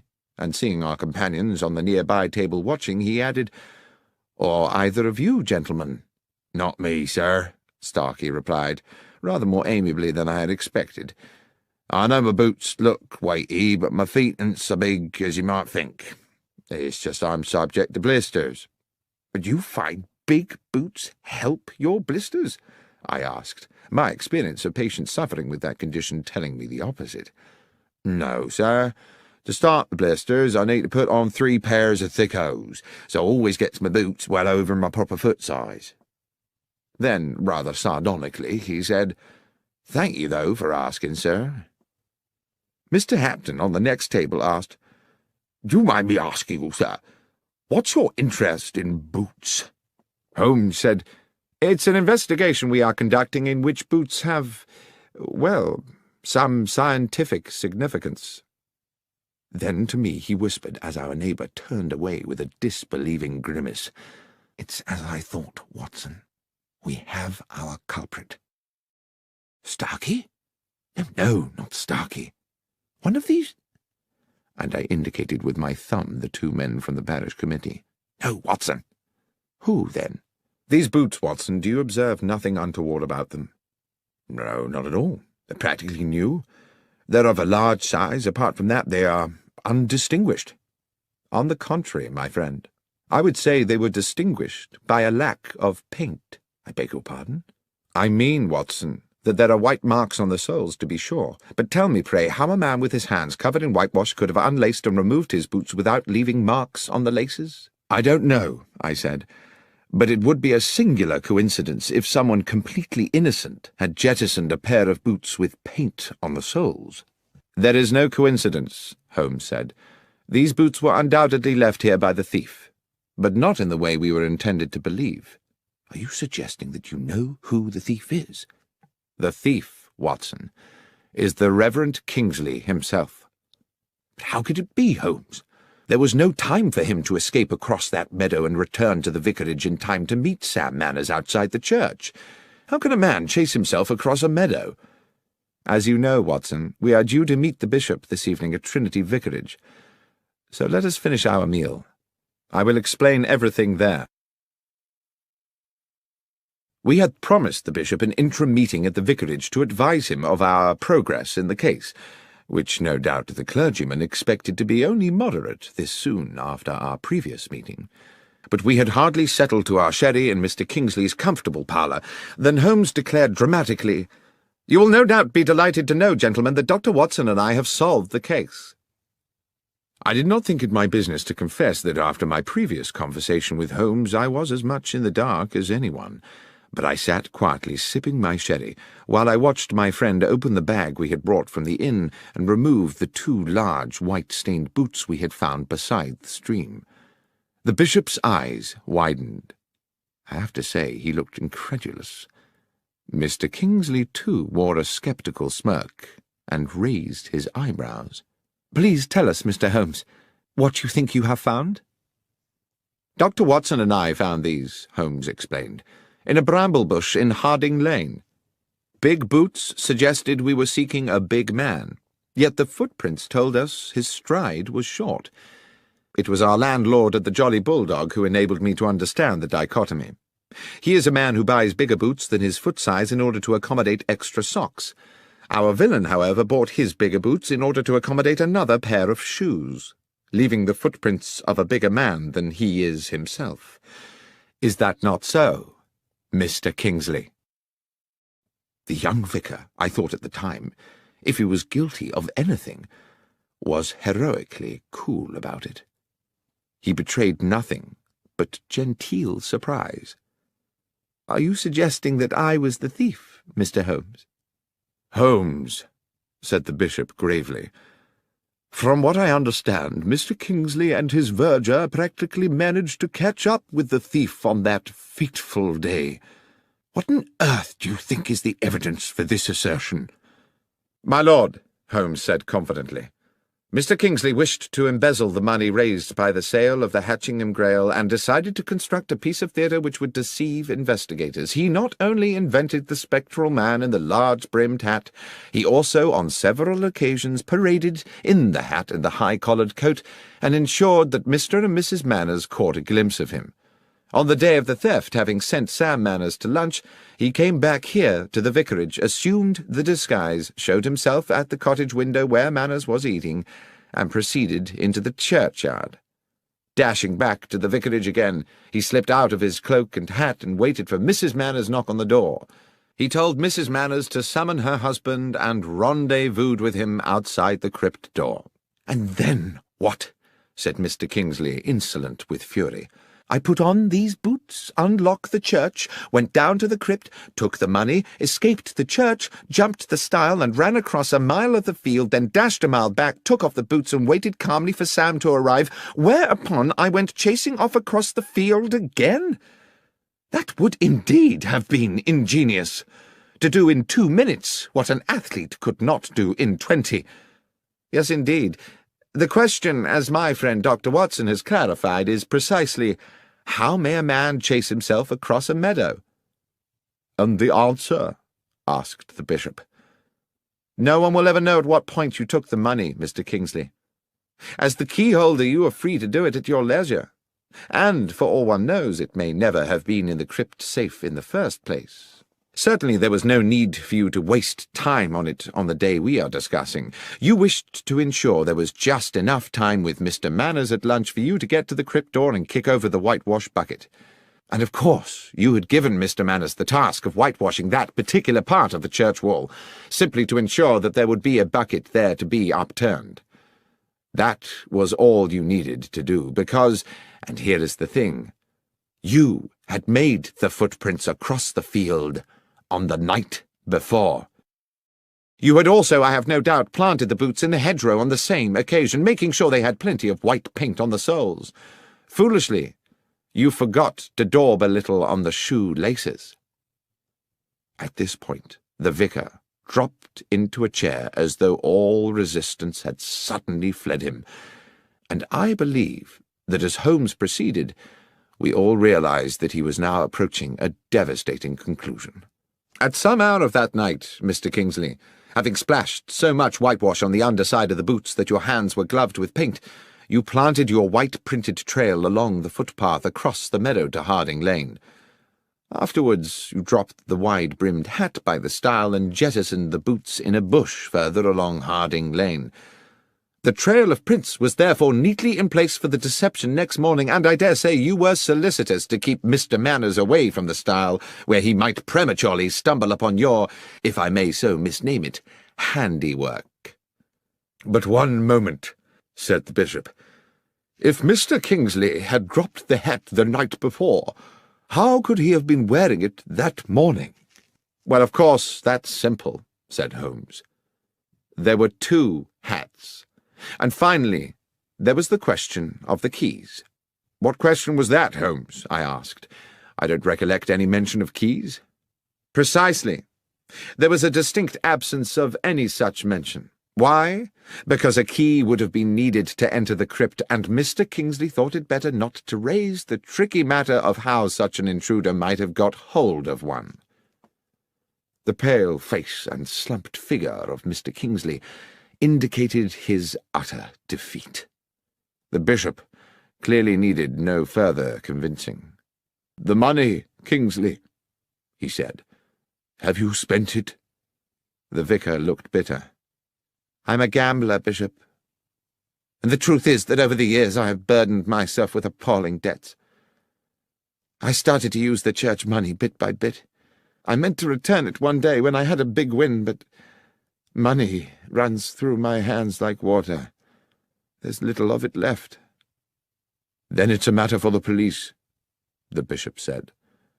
"And we must find a new vicar for Hatchingham. I fear that you, Mr. Kingsley, will for many years be the incumbent of a much dingier parish."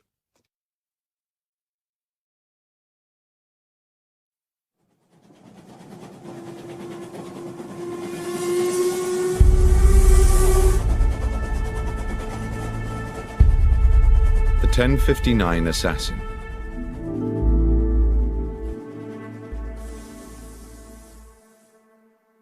It is now well known that the investigations of my friend and companion Sherlock Holmes, which I have had the privilege to document over the years, represent only a small portion of his life's work.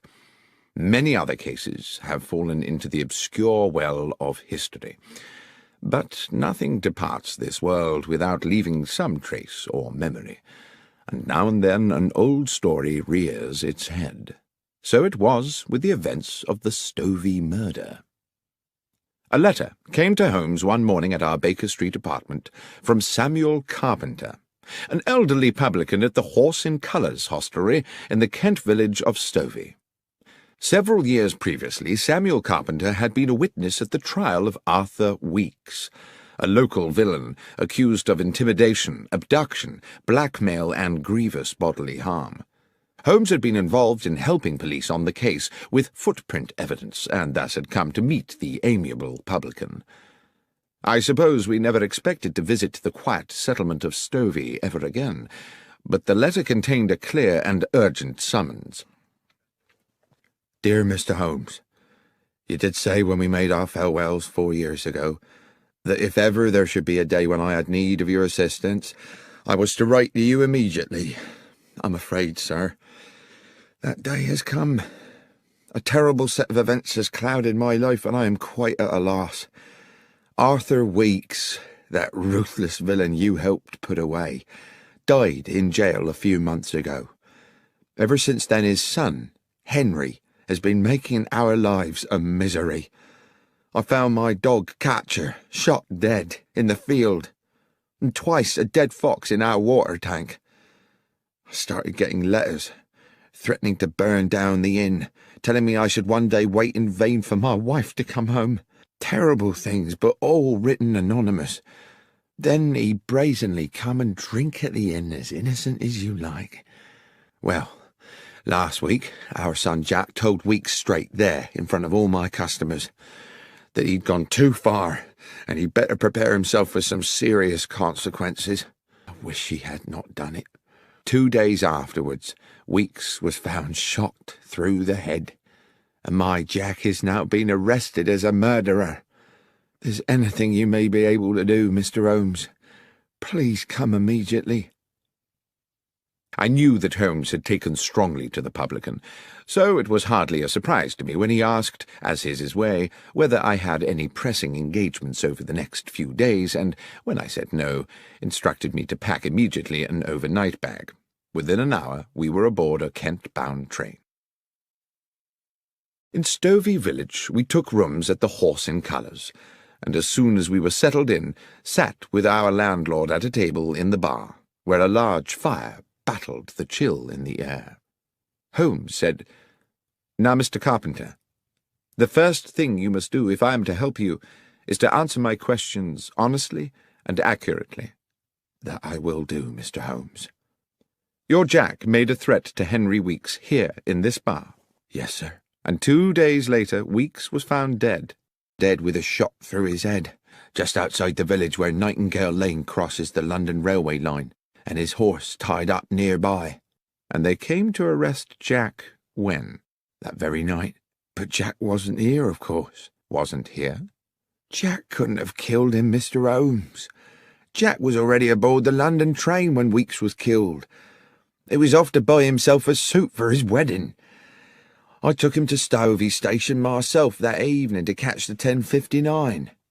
There weren't a moment when Jack left my sight. I watched him get on that train and waved him off as it left. But the police didn't seem to think that counts for anything. Soon as he got back here next day, they carted him off, and he's now under lock and key in Maidstone jail." "Well, Mr. Carpenter," said Holmes, "I accept unequivocally that what you are telling me is the truth. But my sense is that this is going to be a very convoluted business, and I must impress on you the need to be patient." When Carpenter had returned to serving his customers, I said quietly to Holmes, "Surely, if what the old chap says is true, the police have no case. Weeks must have had 100 enemies hungry for his blood, with far weaker alibis than Jack Carpenter." "Perhaps so," said Holmes, "but I fear the word of a father in defence of a son is unlikely to be regarded in court as compelling evidence, especially when the police have their minds made up in advance. Watson, I've a suspicion that things may get a lot more obscure before they become clearer. Let's make good use of the afternoon by acquainting ourselves with the details of Henry Weeks' unfortunate end." Our escort to the scene of the crime was a local policeman, Sergeant Berry, a man of stubborn practicality, whose uniform one suspected must have been artfully augmented to accommodate the spectacular rotundity of his belly.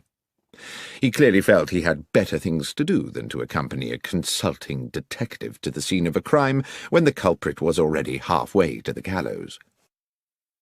Walking from Stovey village, we arrived at a spot about 30 yards from a level crossing where the main London railway line traversed Nightingale Lane.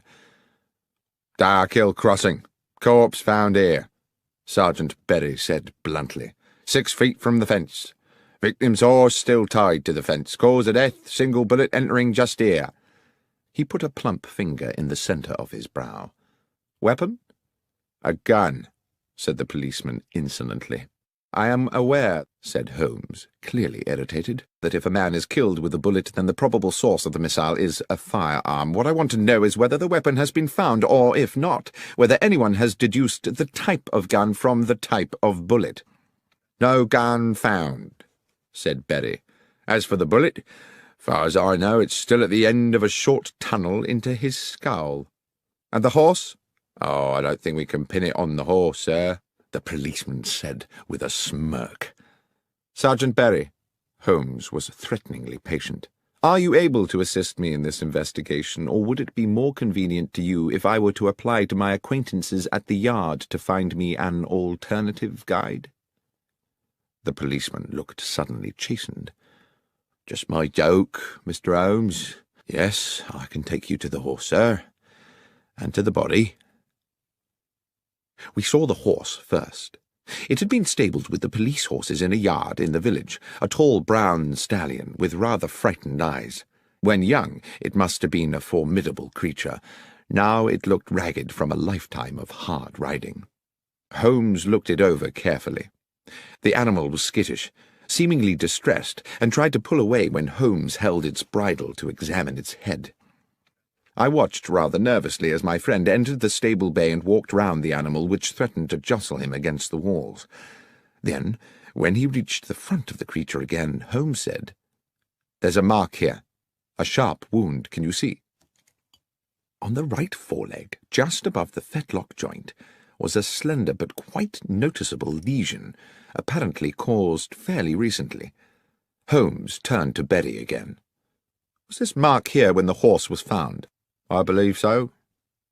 Good. Well, since we seem to be in the business of investigating wounds today, you'd better show us the way to the morgue. Incidentally, Sergeant, how well do you know the accused man? Fairly well, replied the policeman. Do you know whether he has friends, acquaintances, perhaps, of some intimacy? Well, not really that I know of, sir. He was always at his father's public house, and they were ever a close lot. Sergeant Berry stopped. He became instantly animated and businesslike. A gleam came into his eyes, and he said, "Look, there's the mortuary, Mr. Holmes, just after the church. I'll leave you to it, if I may. Just thought of something rather urgent I've got to do." And very briskly, almost running, he disappeared back towards the village. "Strange," I said to Holmes. "What do you think that was about?" "I think," said Holmes, "that I've put an idea into his head. I only hope it doesn't complicate matters."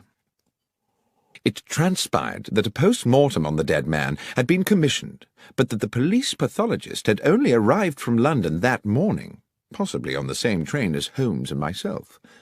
I knew Professor Yardley a little through my connection with St. Mary's Hospital in Paddington, and he was quite amenable to my assisting him with the matter in hand. He was a conscientious practitioner, and while the cause of death seemed evident, he thoroughly inspected the externalities of the corpse before opening it. The head wound was a clean, almost star-shaped hole, glutted with dried blood. There was no wound on the back of the head, and it was apparent that the bullet had not exited the body. "Notwithstanding that there was no weapon at the scene," Holmes said, "suicide seems out of the question, wouldn't you say? There are no powder burns to the skin, and, besides, the wound is probably too small for a close shot. I'd say the missile came from some distance." The bullet had, it turned out, penetrated the brow and lodged deep in the parietal lobe of the brain, but, as Holmes had suggested, the hole in the skull was small, and there was not the dramatic shattering of bone one might have expected from a close shot. Suicide, Professor Yardley concurred, was not a possibility. "We are certainly looking for a murderer, then," I commented to Holmes as we wandered back towards Stovey. "Well, somebody killed Henry Weeks for certain, Watson. But I have to confess that at this moment I have no idea who it was." "You don't think we might be wrong about Jack Carpenter after all?" "I do hope not, Watson. It would be an appalling tragedy. But then I suppose for one poor soul or another, murder always is." I had hoped that our next port of call would be the Horse in Colours, for an icy wind had blown up, and I was ready for a glass of beer and the comfort of the inn's blazing logs. But Holmes walked us straight to Stovey Station, where, he said, we must make an important call. I steeled myself against the increasing cold as the last light faded from the sky. The station-master at Stovey was Milton Fraser, a man dressed to give the impression of order and precision, his cap fitting perfectly the balding sphere of a small, neat head, and a fine silver pocket-watch peeping from his waistcoat pocket. Holmes, whose own knowledge of the country's railways is second to none, won his confidence easily. "I wish to ask you, Mr. Fraser," he said, "about yesterday evening. There is a late train to London, I believe." "The 10:59, sir." "It was on time?" "It was, as it generally is. Not much traffic on the tracks at that hour." "And do you recall whether any passengers boarded the train at Stovey?" "Of course I do, sir. Young Jack Carpenter." "Just him?" "Yes, sir. His father saw him aboard. I watched the train pull away myself." "And there is no way anyone could have left the train after that?" "Well, not here in the station, no, not without my seeing him." "Not in the station?" "No. I suppose it might be possible for someone to alight at the crossing." "The level crossing?" "Yes, sir. The 10:59 always stops at Darkhill Crossing for a few minutes. Safety precaution, sir. Thornley Bridge over the Stour is considered unsafe for two trains until they finish the repairs, so the 10:59 up train must wait until the 11:04 down has come through." "And this happens every night?" "Can't recollect when it last didn't, sir." "Lastly, Mr. Fraser, can you recall which part of the train Mr. Carpenter boarded?" "Second compartment of the third carriage, sir. I'm quite sure of that." "Thank you, Mr. Fraser. You've been more helpful than you know." "I suppose we now have to consider," I said to my companion back at the Horse in Colours, as I stared into the flames of the fire, "that Jack Carpenter shot Henry Weeks from the stationary train." "We must consider it, certainly." Yet I think it rather unlikely. How would Carpenter have known his intended target was going to be waiting there at the crossing? Then what is the significance of the stopping train? Has it any? I'm beginning to think it has, but I must confess to being currently unsure in what way. Well, let's eat and then sleep on it, I said. But at that moment our cosy evening was horribly interrupted.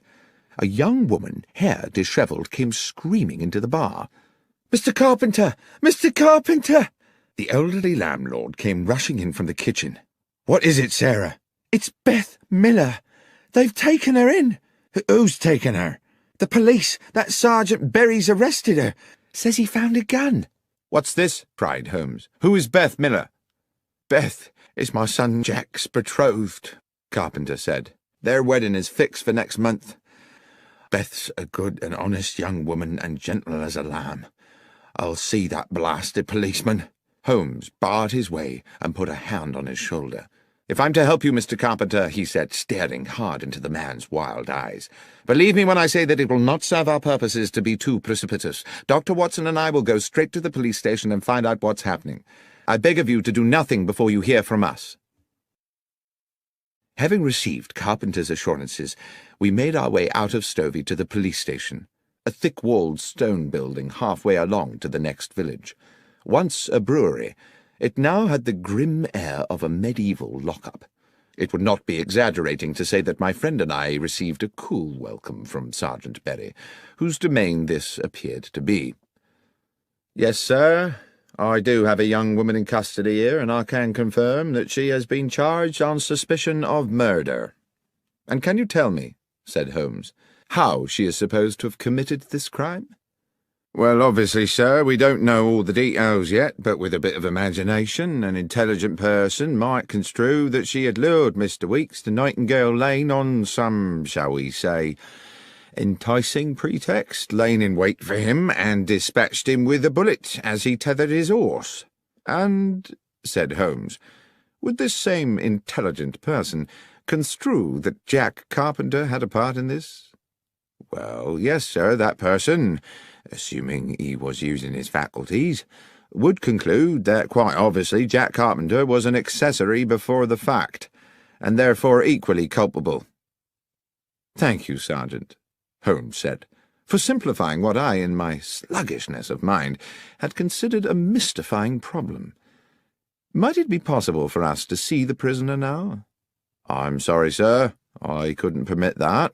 "Or should it wait until I have received authority from my good friend Superintendent Wales at the Yard?" The policeman licked his lips, pretended to consult a piece of paper on his desk, and said, "Well, as you say you are a friend of the Superintendent, sir, I'm sure 5 minutes wouldn't hurt." We were shown to a cavernous room where rusted iron remnants of the brew-house remained bolted to the walls and ceiling. The large skylight had been set with bars, and there were no other windows.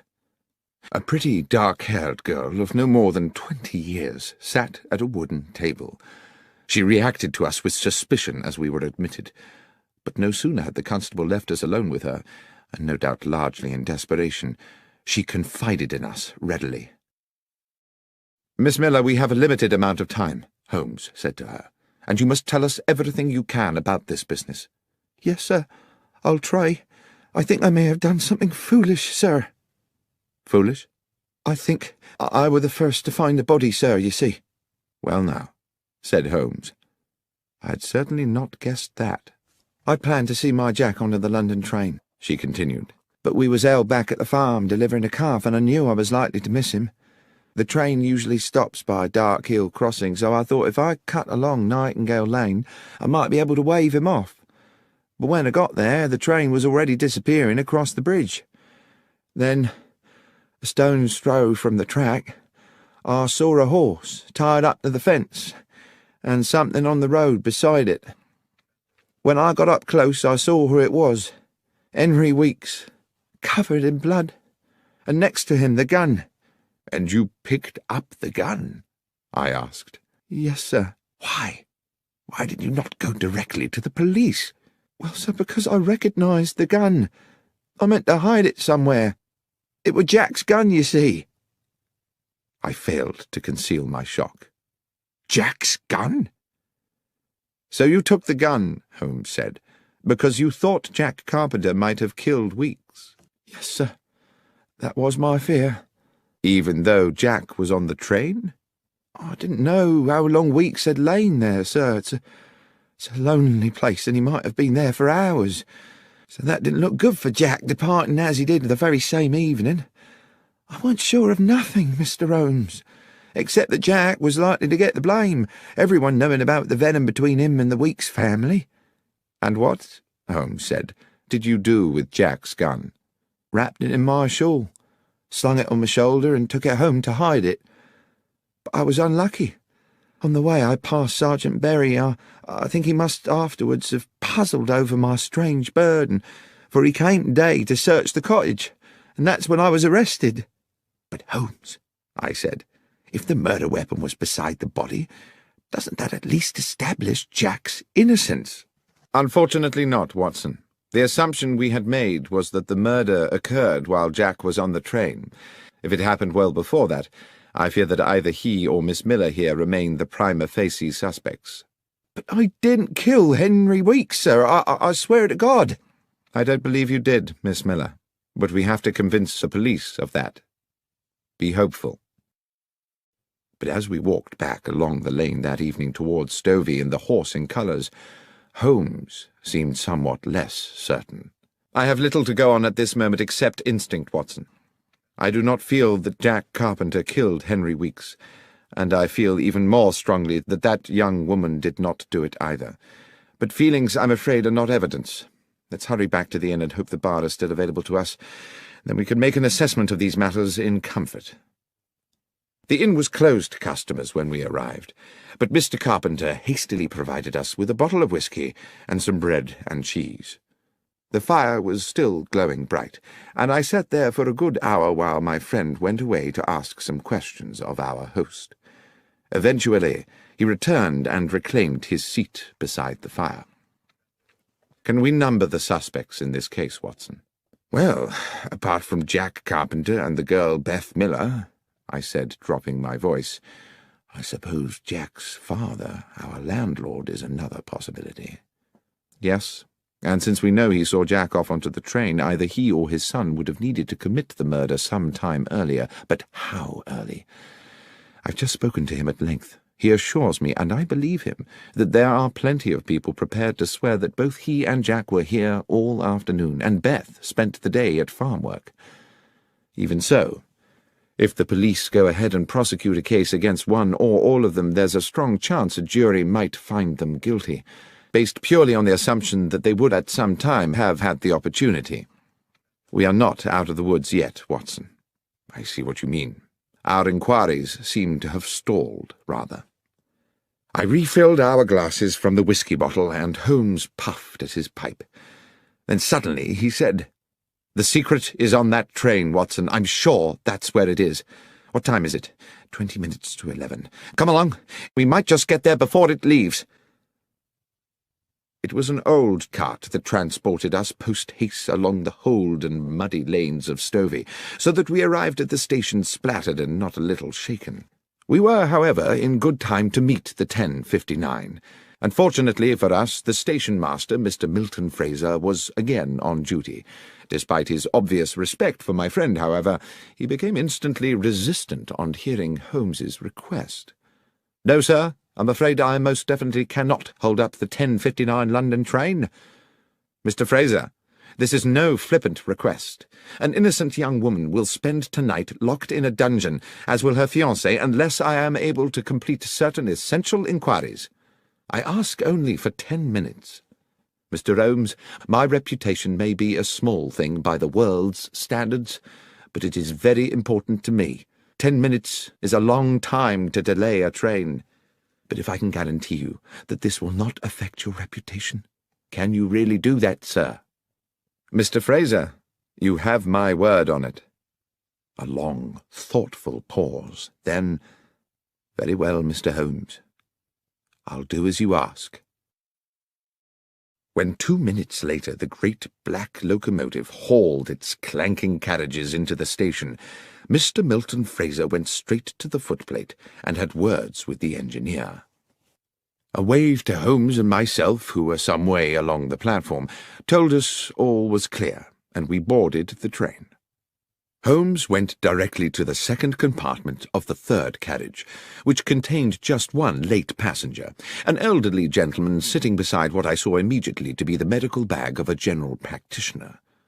"If I may interrupt your peace and quiet, sir," Holmes said, and having outlined his reasons, asked, "Were you aboard this train last night?" "I was," said the older man. "I take this train pretty well every night. I'm a medical man with a practice in Newbury and a home in London." "Were you in this same compartment last night?" The elderly physician laughed.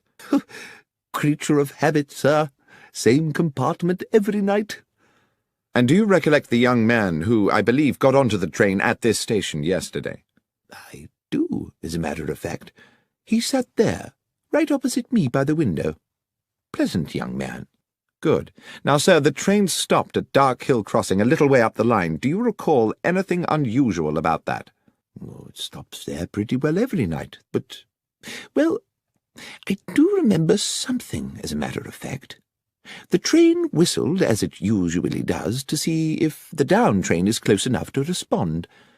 At just that moment, I remarked a small flash of light outside the train, like the sun reflecting off brass." "And the young man," said Holmes. "What was his response?" "He seemed as puzzled as I was. He said he knew the area and couldn't imagine what it could be." "Thank you, Doctor," said Holmes. He led me briskly from the train.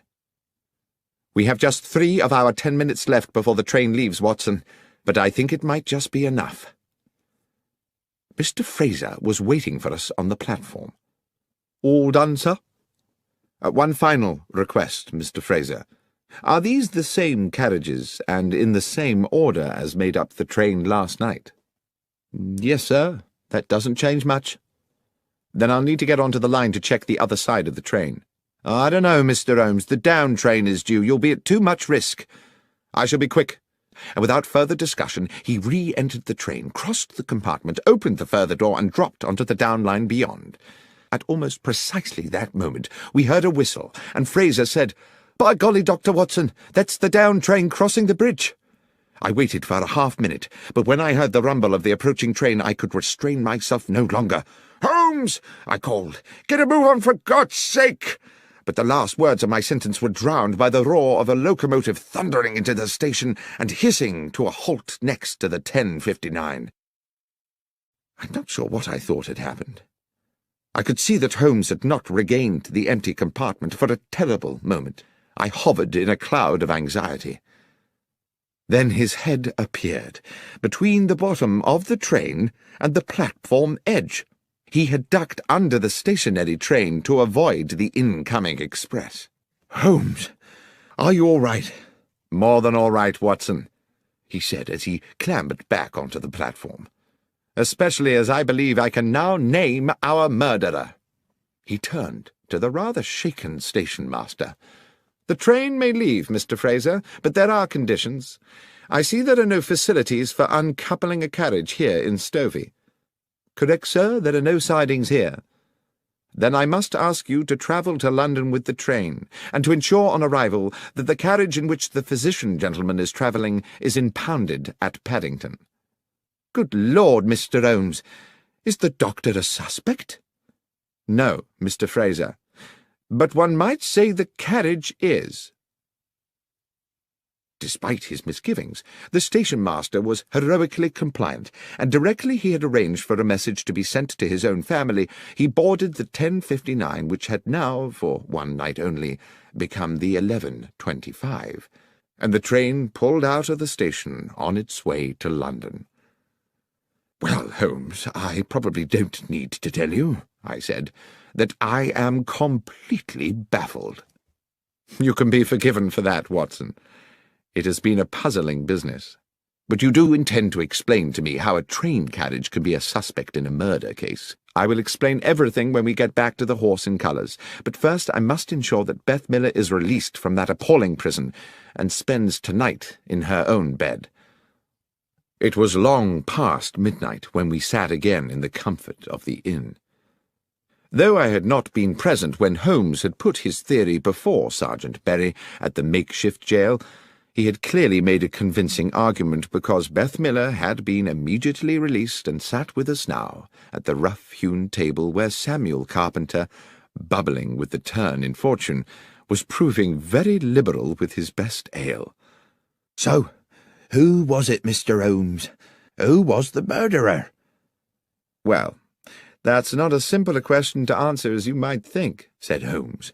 "The simple answer is that Henry Weeks was the murderer." "Do you mean it was suicide?" I said.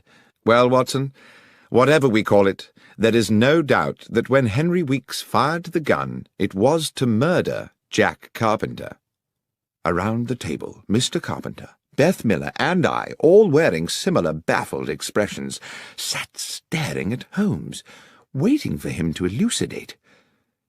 "Henry Weeks," Holmes said, "went to the spot with the intention of killing young Jack. He knew the train would stop there, and he meant to get a shot at his victim through the carriage window. Things seemed to be going well for him. Jack Carpenter was sitting on the stovey side of the train, so Weeks would have had a good view of him from the lane. Here is what I believe happened. Weeks took aim, but at the very moment he was about to squeeze the trigger, the train blew its whistle. My guess is that the horse reared up and kicked the butt of the gun, hence that wound on the beast's foreleg. The gun went off." "Ah," said I, "that flash of light the physician on the train mentioned." "Precisely. The sound of the shot was probably drowned by the noise of the train. The gun barrel now tilted down, its aim sent low. The bullet hit the wheel bogie of the carriage. The mark on the metalwork is what I was so keen to check this evening, and ricocheted back to strike Henry Weeks." "So the train wheel was the killer," I said. "As I say, one could impute the train or the bullet or even the horse as accessories, for all were material in the death. But the fact of the matter is that Henry Weeks, in a rather elegant example of poetic justice, inadvertently murdered himself." Holmes and I took the first train back to London the following morning, passing on our way out of Stovey Station the sight of Weeks's lonely death. "What put you on to it, Holmes?" I asked. "I suppose you could say, Watson, that human goodness put me on to it." "Not deduction, then?" "Samuel Carpenter, his son Jack, Beth Miller. Good people, Watson. We were, if my instinct about them was correct, distinctly short of homicidal candidates. Then you'll recollect the nature of Weeks's head wound. Clearly not suicide, as you noted yourself, because of the shallow nature of the wound. But was it a deep enough lesion to have been caused by a direct hit at close range? That set me wondering about whether the bullet might have rebounded. My examination of the train confirmed it. You're quite right about the wound. I dare say it didn't kill him outright. The poor man probably lay there for some while, bleeding to death in the cold." "Well," said Holmes, "perhaps that bleak hour may have given him time to reconsider the error of his ways."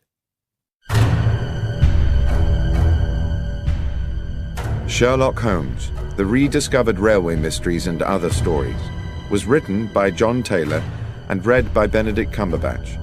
It was produced by Fiction Factory and is published by BBC Audiobooks.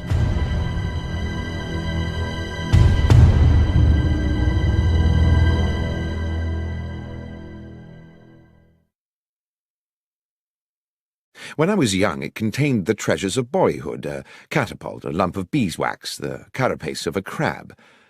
For many years since, it has been the repository of an archive, admittedly a rag